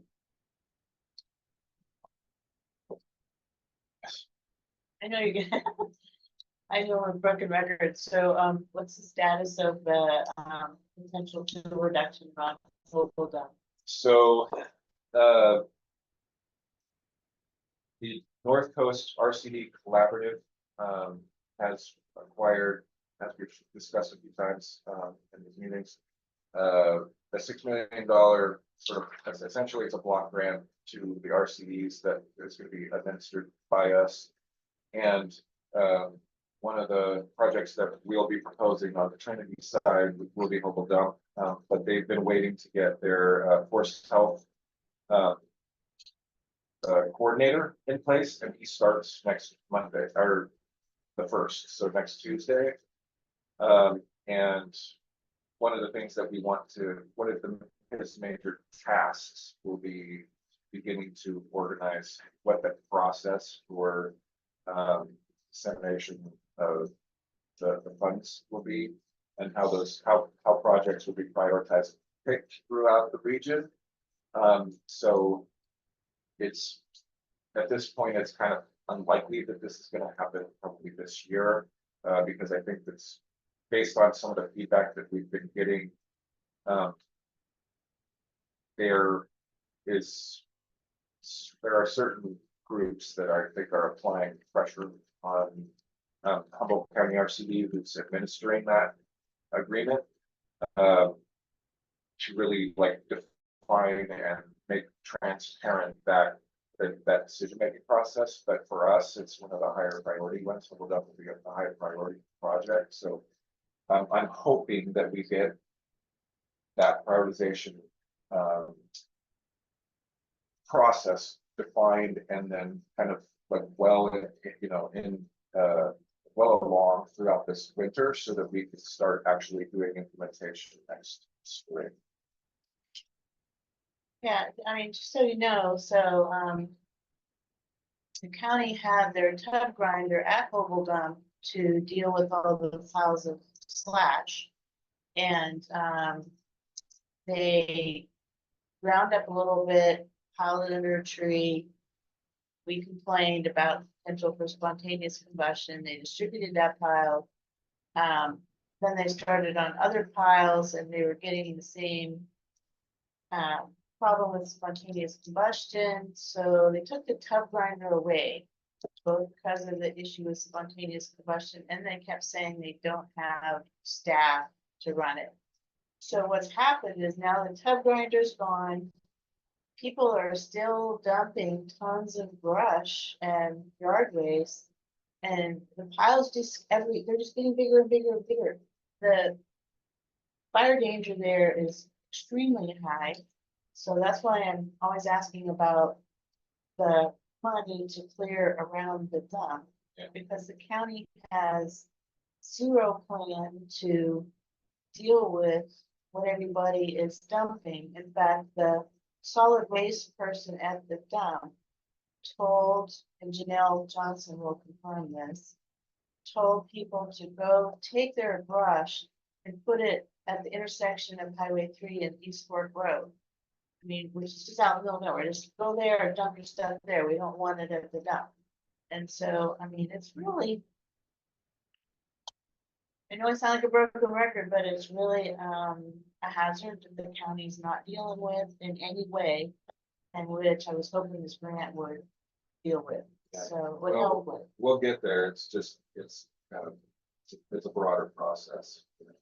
So one thing I will actually add to my report too is that the Northwest RCD Collaborative is going to many of us will be attending the CARC, the California Association of RCDs annual conference in Sacramento in December. And a month after election, one of the things that we're planning to do is have a legislative day where we're going to be meeting with a whole lot of aides and, you know, potential new legislators at the state level. So one of the things that we are definitely going to be talking about is, of course, health related projects and the importance of funding for work that we all do here. So we'll be doing that right the day before that conference starts.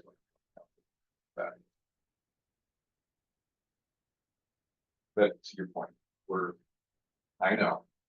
I'm subject to I'm subject to pressure, subject to some pressure. I mean, some processes that I don't have a lot of control over. I get it, and I appreciate all the help. Just every time I go there, I get the heebie-jeebies. So. Hi, this is Deborah from North Coast. I have a question.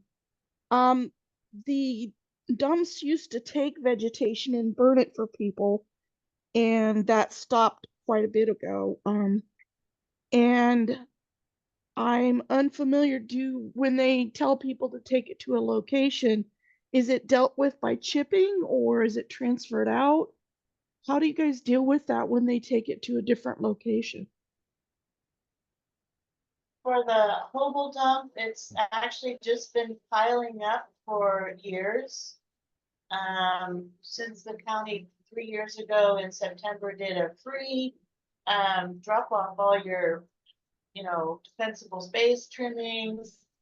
And then the county just pushes it into bigger piles and it just sits there. So the fire department is interested in volunteering or getting paid, I should say, to burn it like Beaverville used to come up and do, the pond camp used to come up and do. But right now, the risk of setting those piles on fire is too great because of all the fuel in the forest around the dump, which is what, you know, the RCD is trying to help find funds to do that fuel reduction. Yeah. So right now, we've asked the county about getting a air curtain burner from Cal Fire, and solid waste just kind of goes, I don't want to deal with it. Yeah, The solid I waste- would think, The solid waste transfer station here in Weaverville also has sort of like a gully in the back where they just essentially have everybody dump all their waste, and they essentially run it over bulldozers and kind of push it until it, push it around a bunch, but there's not a lot of, they definitely don't burn it. They used yeah. to. They used to. Yeah, they used to. The reason I bring this up is because this is something on a yearly basis that I get asked from the state about burning of green waste at the transfer and disposal sites. And I had been in contact with Trinity County Solid Waste, and they indicated that they do not burn anymore. So if you guys, do your evaluation and look at how to get rid of what you've got at these transfer sites and locations, and you make your decisions on how you want to treat it. If, fire training burn, that's one thing. Air curtain incinerator, I'd encourage you guys to look into that. Those things are great. We've used it quite a bit over here in Humboldt County and with great success. And the Forest Service over at Mad River has an operator that is fabulous at what he does. He has training videos. I can hook you up with him. And we can deal with it if it's a fire training burn. But if you decide to burn it at the disposal sites, I would greatly encourage you to let me know so I can kind of head out and scout out and try to see what this is going to trigger on the state level. So I don't want anybody getting blindsided by anything out of the ordinary. So, Well, yeah, thank you, Deborah. We wouldn't be doing any burning at this transfer site until the fuel surrounding it is addressed, which it sounds like would be next year. So. yeah, I understand. I know not burning now is a very important thing, but burning at a solid waste transfer site, it's something that the state has been interested in yearly. And so before you step into that arena, I'd rather we do a little more investigating and see if it triggers anything different. Because I'd rather not have issues and have you get your process, how you're going to deal with things go smoothly.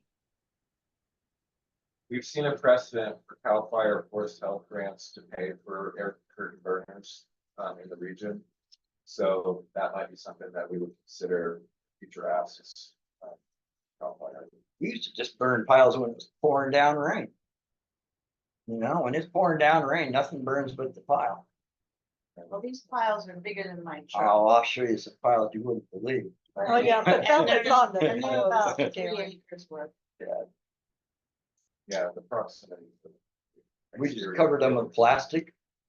And then you come in when it's pouring down rain and they're dry in the center and they go off like a bomb. So that was But they Kimber stay Company. in their footprint. Yeah, it's not the fact that they're burning vegetation. It's the fact that it's being conducted at solid waste transfer and dump sites. And, I'm all for common sense, but you just don't want to trip over something and have another agency involved to add another layer if we can avoid it. I'd rather be prepared and figure out and give you the information so you can make good decisions. That's all I'm bringing this up for. Thank you, Deborah. Uh-huh. Do you get, still have Eric? Does Eric have a report out? Eric Dillon.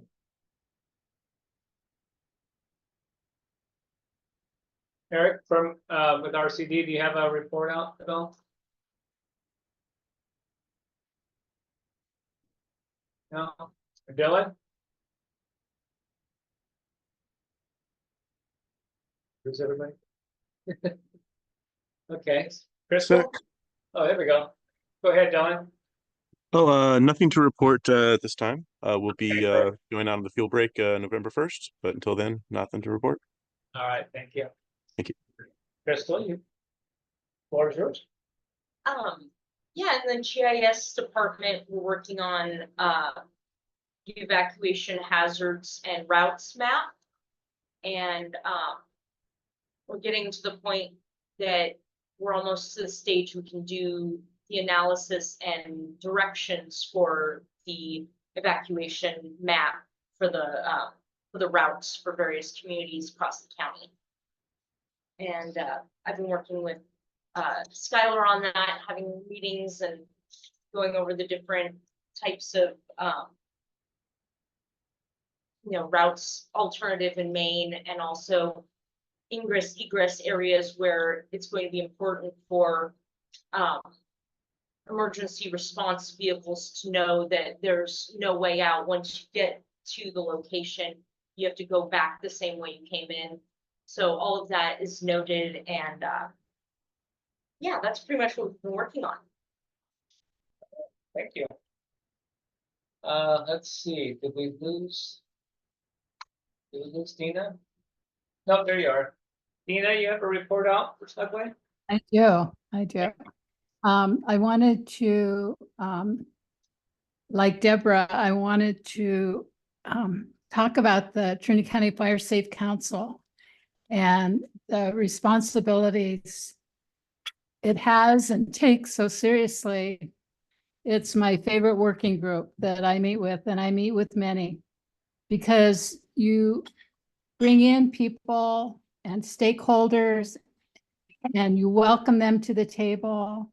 Then you not only ask them to be at the table, but you want input and you incorporate it. And it make sure that people feel like that where they live in their community is important to Trinity County. The review of the letter today is a really good type of evidence of this, because Trinity County is very small in numbers, but we have all these huge responsibilities. And we have the planning, we have OES, we have the Fire Safe Council, RCD, all of these different agencies and organizations. And it's easy to lose things, but this group works together to reduce the risks that we all face from wildfire, and you stay focused on making life safer and better for all of us. And it's pretty amazing because all this was done in a 2-hour meeting once a month. So, that's my report today. I'm just really happy to be part of the group. Well, thank you for that. That's very nice.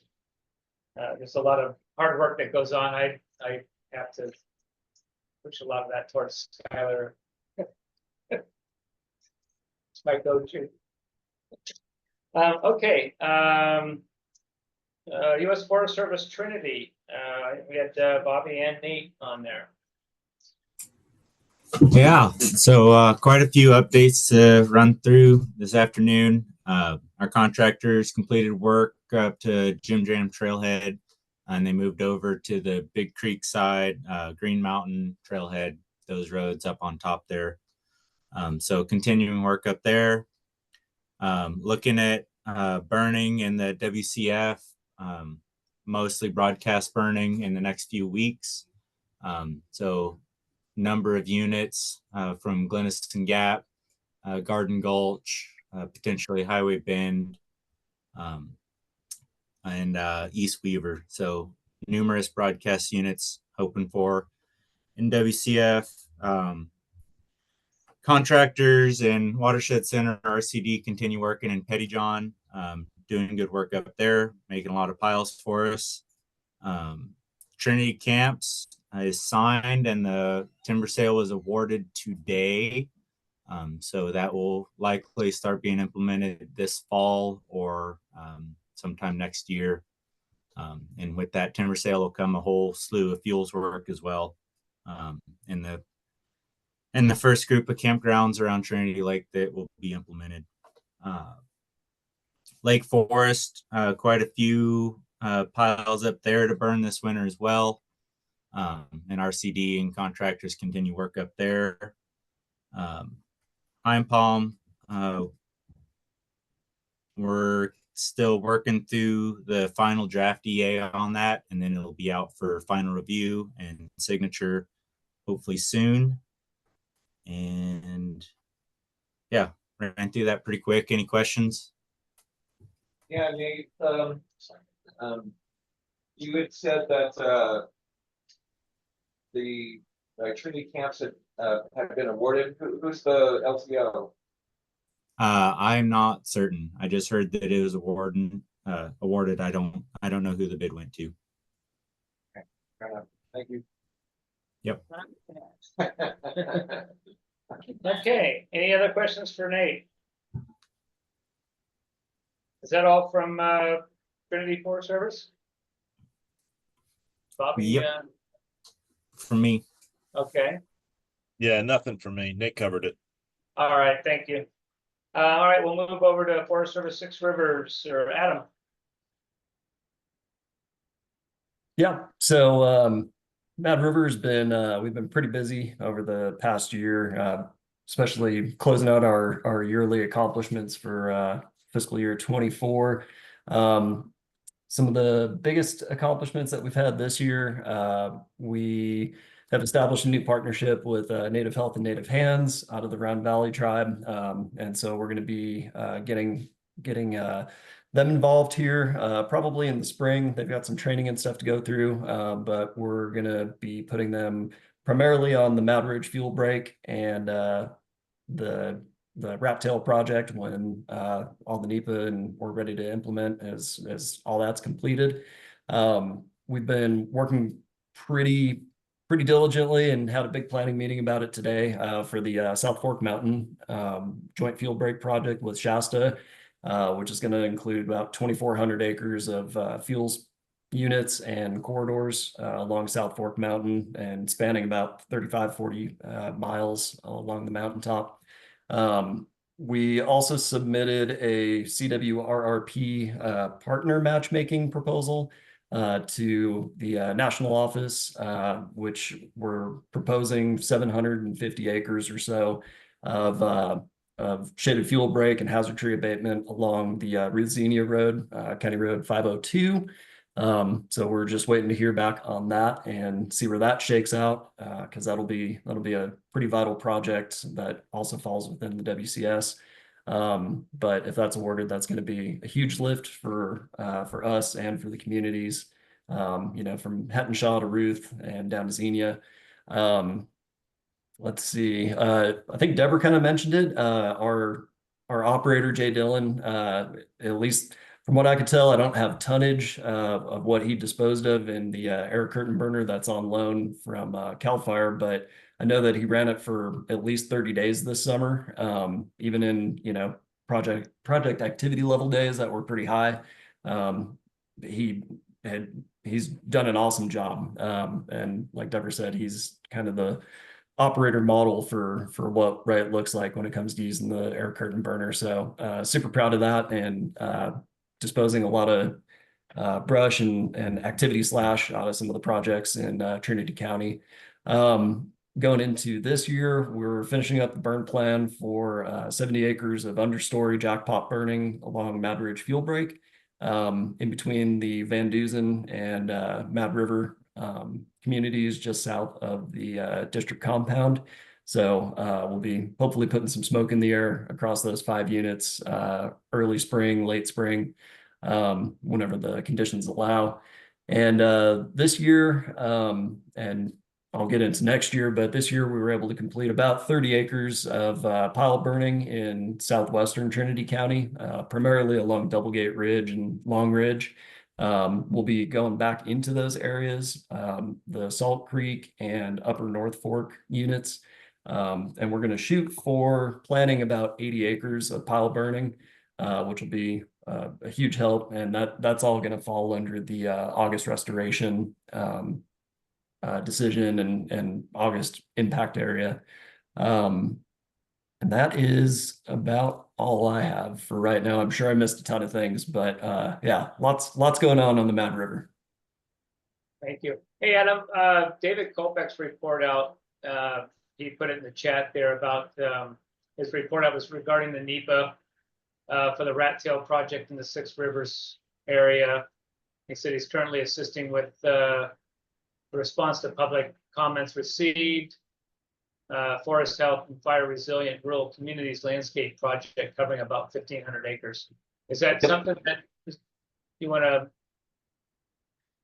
Yeah, sorry, cut you off just a little bit. Yeah, the public comment period just closed. I'm not sure of the timeline when we're looking at actually getting through that NEPA project. I haven't been as involved with that. That's been more of our timber shop and silviculture and the WCS folks. But I do know at least what we're looking at in there for fuels. We've got about 1,300 acres, almost 1,400 acres of fuels units and corridors laid out in there. So once that kicks off and we're actually able to implement it, we're looking to do some really good work in there and involve a lot of our cooperators between WRTC, Native Health and Native Hands. And that'll be the northern section of the Mountain Ridge Fuel Break. So they kind of overlap a little bit. So we'll be accomplishing multiple objectives with that one, also taking care of some acres for the fuel break.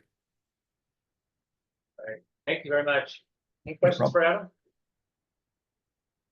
Okay, move down to Weaverville volunteer, Chris. So our fuel production crew is pretty much done for the season. We've completed 40 of our 41 projects.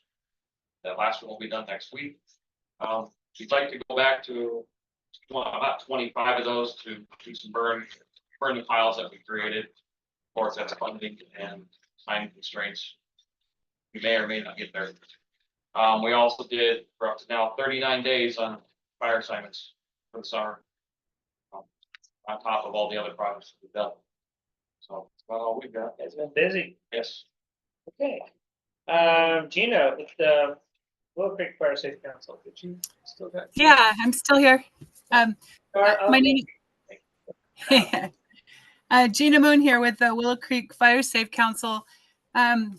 For the council nonprofit organization, it's been around for like 15, 18 years. I'm trying to give a recap for those who are either new, but so it's pretty well established with board of directors and different things, which next month, and it's monthly meetings. So every first Thursday of the month, next October 3rd, and it's a membership meeting. So it's kind of like a begging thing out here. We are up against needing voting in 4 new board of directors.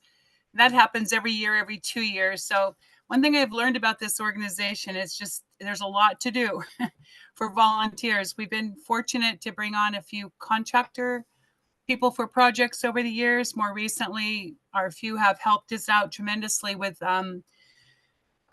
grant awarded CWDG. We recently sat in on the bigger group meeting and heard the summary of all the production that has been done and made. It's incredible the amount of work that Trinity County has done. Our jurisdiction, it goes from Cedar Flat to Redwood Valley. So it's kind of like our service area, if you will. When it comes down to getting our Firewise certification, though, we are only responsible for what's within the Willow Creek Fire District. So that is something that we have ongoing, trying to accrue more in-kind hours amongst our members. And also we're starting in with the version for both counties, trying to help out Salyer, Hawkins Bar, and Burt Ranch, which Skylar's been responsible for. But just to encourage the homeowners to record their efforts in reducing fuels. That could be mowing the lawn. It could be sweeping off the front porch, for as far as I do, the leaf litter, and 1 hour per homeowner. So I think our big thing where I'm involved with right now, along with being personally trying to keep up with the elements, is encourage our communities to, that way we can also get our certification annual. And so the month of October, we're going to be pushing that along with recruiting members. The NFPA's Fire Prevention Month, October 6th through the 12th. It's a week actually for that, but their theme is smoke alarms, make them work for you. So I always think we're not just wildland fire prevention. We kind of help out with indoor as we can, just for education and outreach, even though we're all up against the wildland fires, but you know, one could cause the other. So living in Trinity County, being a fire prevention personnel in the past, I have that little bit of understanding. And the ambassador, Forest Salyer, all the neighborhoods in and around, like from South Fork especially, it's still dry and hot down here. The winds, the RH was down into the 20s the other day. So that education in my mind is pretty important. And just keeping up with the council, very thankful for each and every one of you guys doing your part. I learned from all of you and I appreciate this support. Thank you, unless there's any questions. Any questions for Gina? Hey, well, thank you, Gina. Thanks for all those kind words. So much hard work down in your area. Randy, did you have anything else to report out from Training Center? I thought you might have said Randy, but maybe you said somebody else. No, I said Randy. Oh, okay. I don't have any additional news about Trinity Center.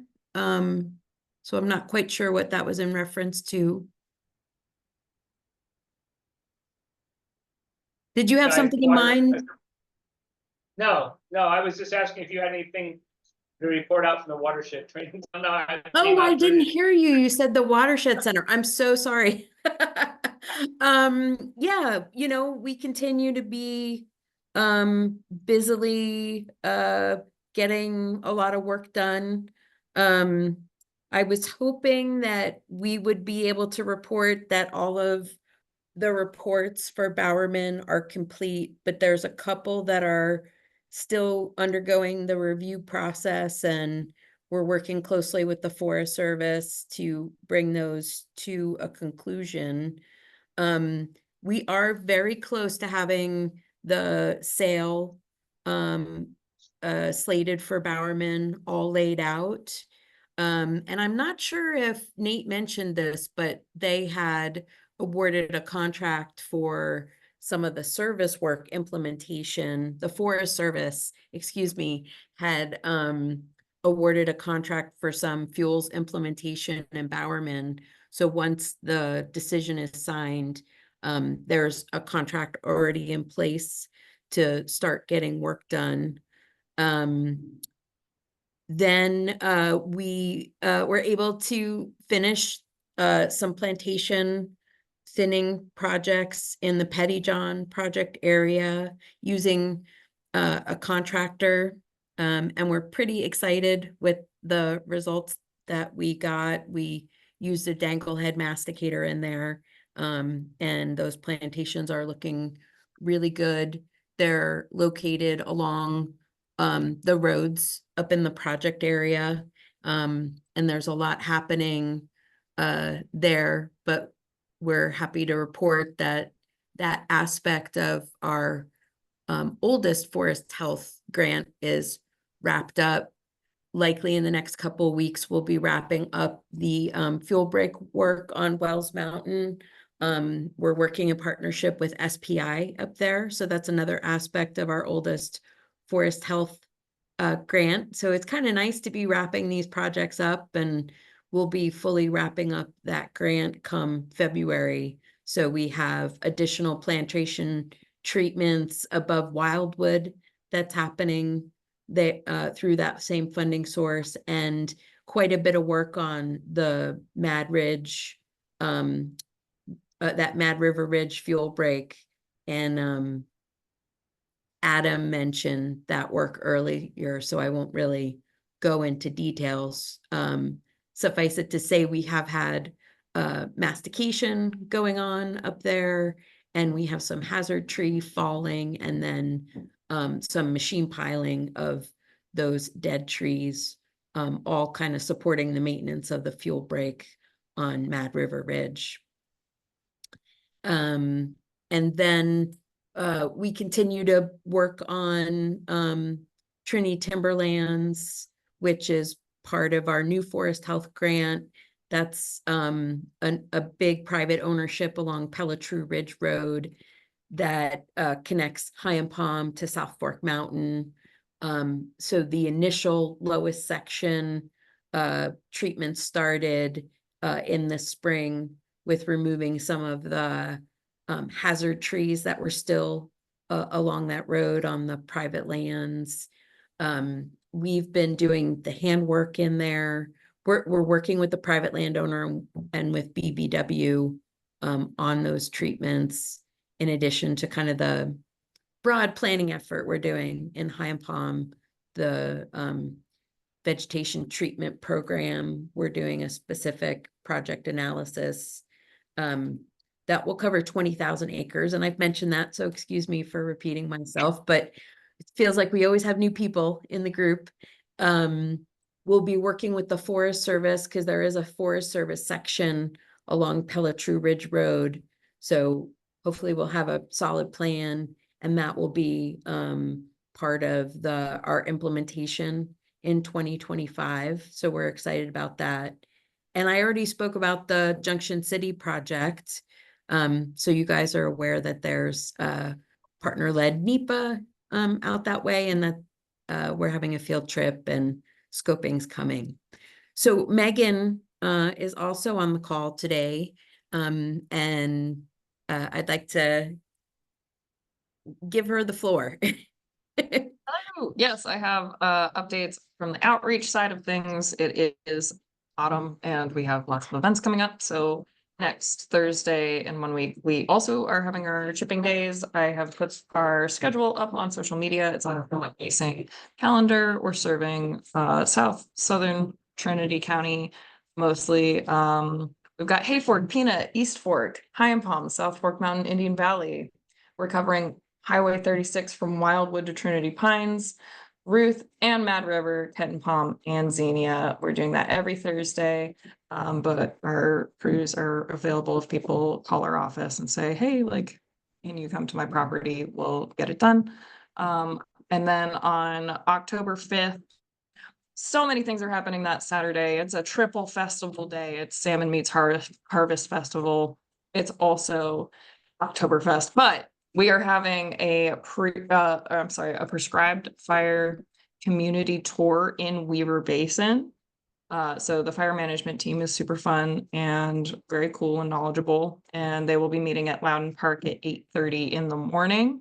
In that parking area, they'll consolidate into several vehicles to carpool up Jackass Ridge to access the burn unit.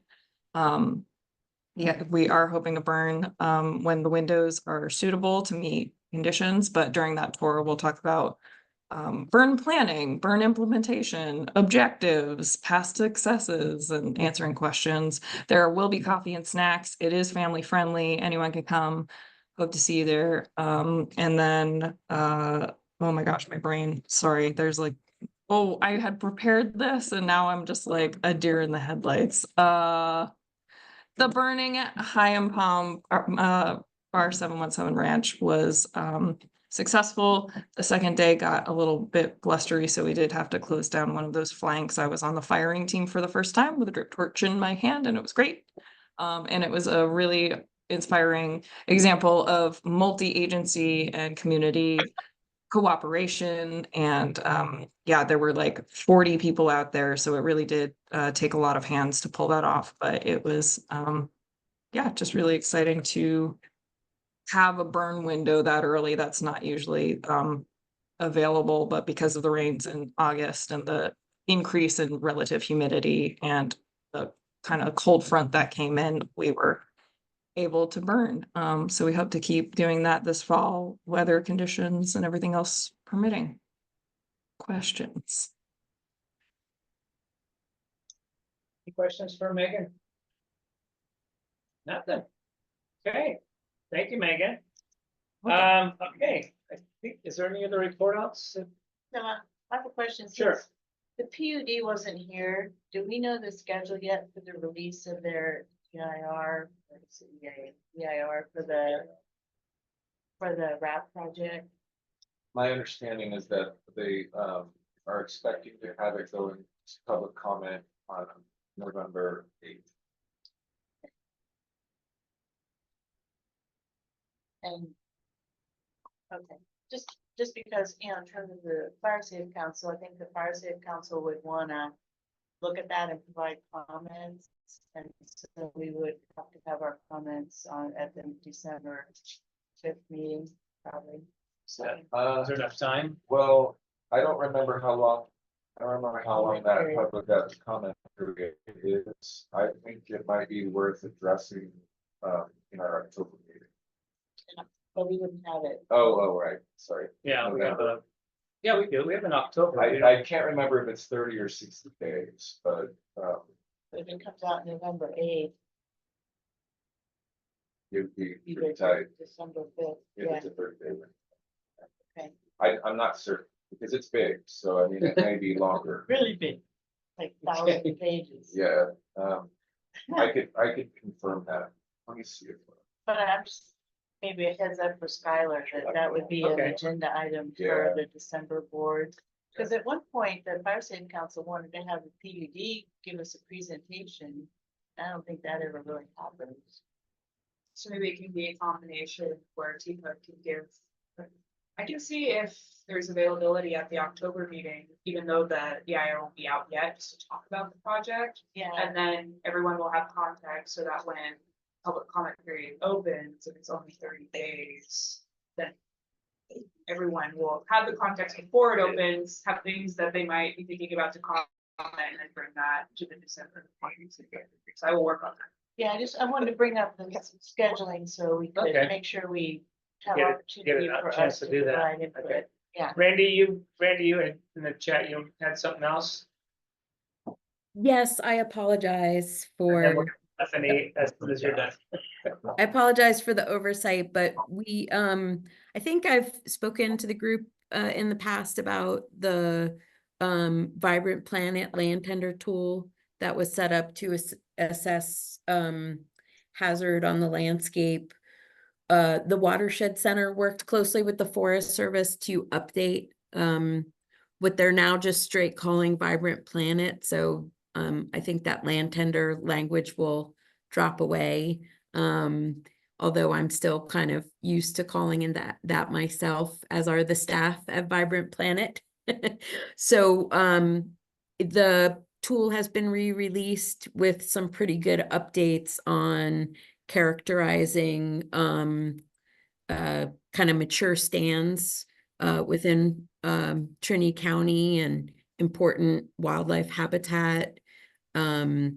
There's whole new tools in Vibrant Planet now. So we will be doing a training for like the technicians, because it does require some basic GIS experience in order to effectively run Vibrant Planet. And there's a whole series of ways to upload geographic data into Land Tender.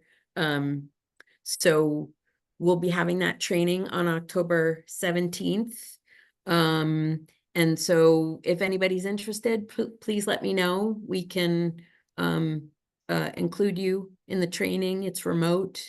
We don't have a limited number of seats or anything, so the more the merrier.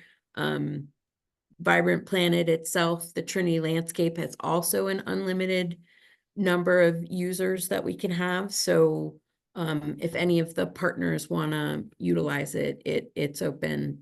So anyway, I just wanted to say that October 17th, we're doing a training on the wildfire risk assessment tool that we've only had access to for a little bit over a year. So we're still learning about all the great things we can do with it. So thank you very much for the extra time. Thank you. Bethany, you got your hand up? Yeah, not a TCRCD update, but I was talking to David Johnston at Cal Fire Station 60 today, and I guess we don't have Cal Fire representation today, but he mentioned that they've had a shift in their what's considered their wildfire season that'll result in having a longer seasonal staffing for them. Does anyone who goes to the chief's meetings know anything more about that? think the only thing that I heard basically saying that, yeah, it was gonna go longer, they didn't talk much more about, they talked about there's a And didn't give any some engine specific changing, dates. but that was, yeah, they didn't really talk any length of season that I'm aware of. They said their scheduled shift starting in November. And they did say they bought a brand new fire engine, That they don't like. which, which has some sort of issue, the brakes automatically kick in when there's a certain amount of sway, so every time they come down Musser Hill, the brakes try to lock up. So they sent it back to try to get it fixed. Take all that stuff off of there. Yeah.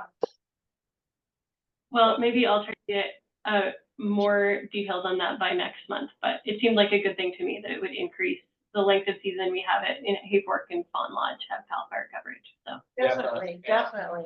Thank you. I want Okay, Real quick. yeah, Dave Delane from PUD, states that he thinks it'll be a couple of months, but he's gonna double check on that. to comment. Yeah, the public comment period for the wrap. Draft, yeah, draft EIS, DEIS or FEIS, you know? I thought it was a DIR, but I'm not sure. It's EIS, it's handled for coming up with federal, policy.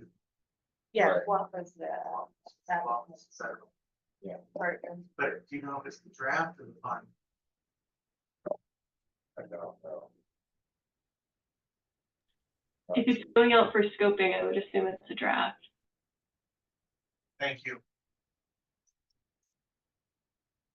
Well, they presented the initial 4 alternatives like 2 years ago.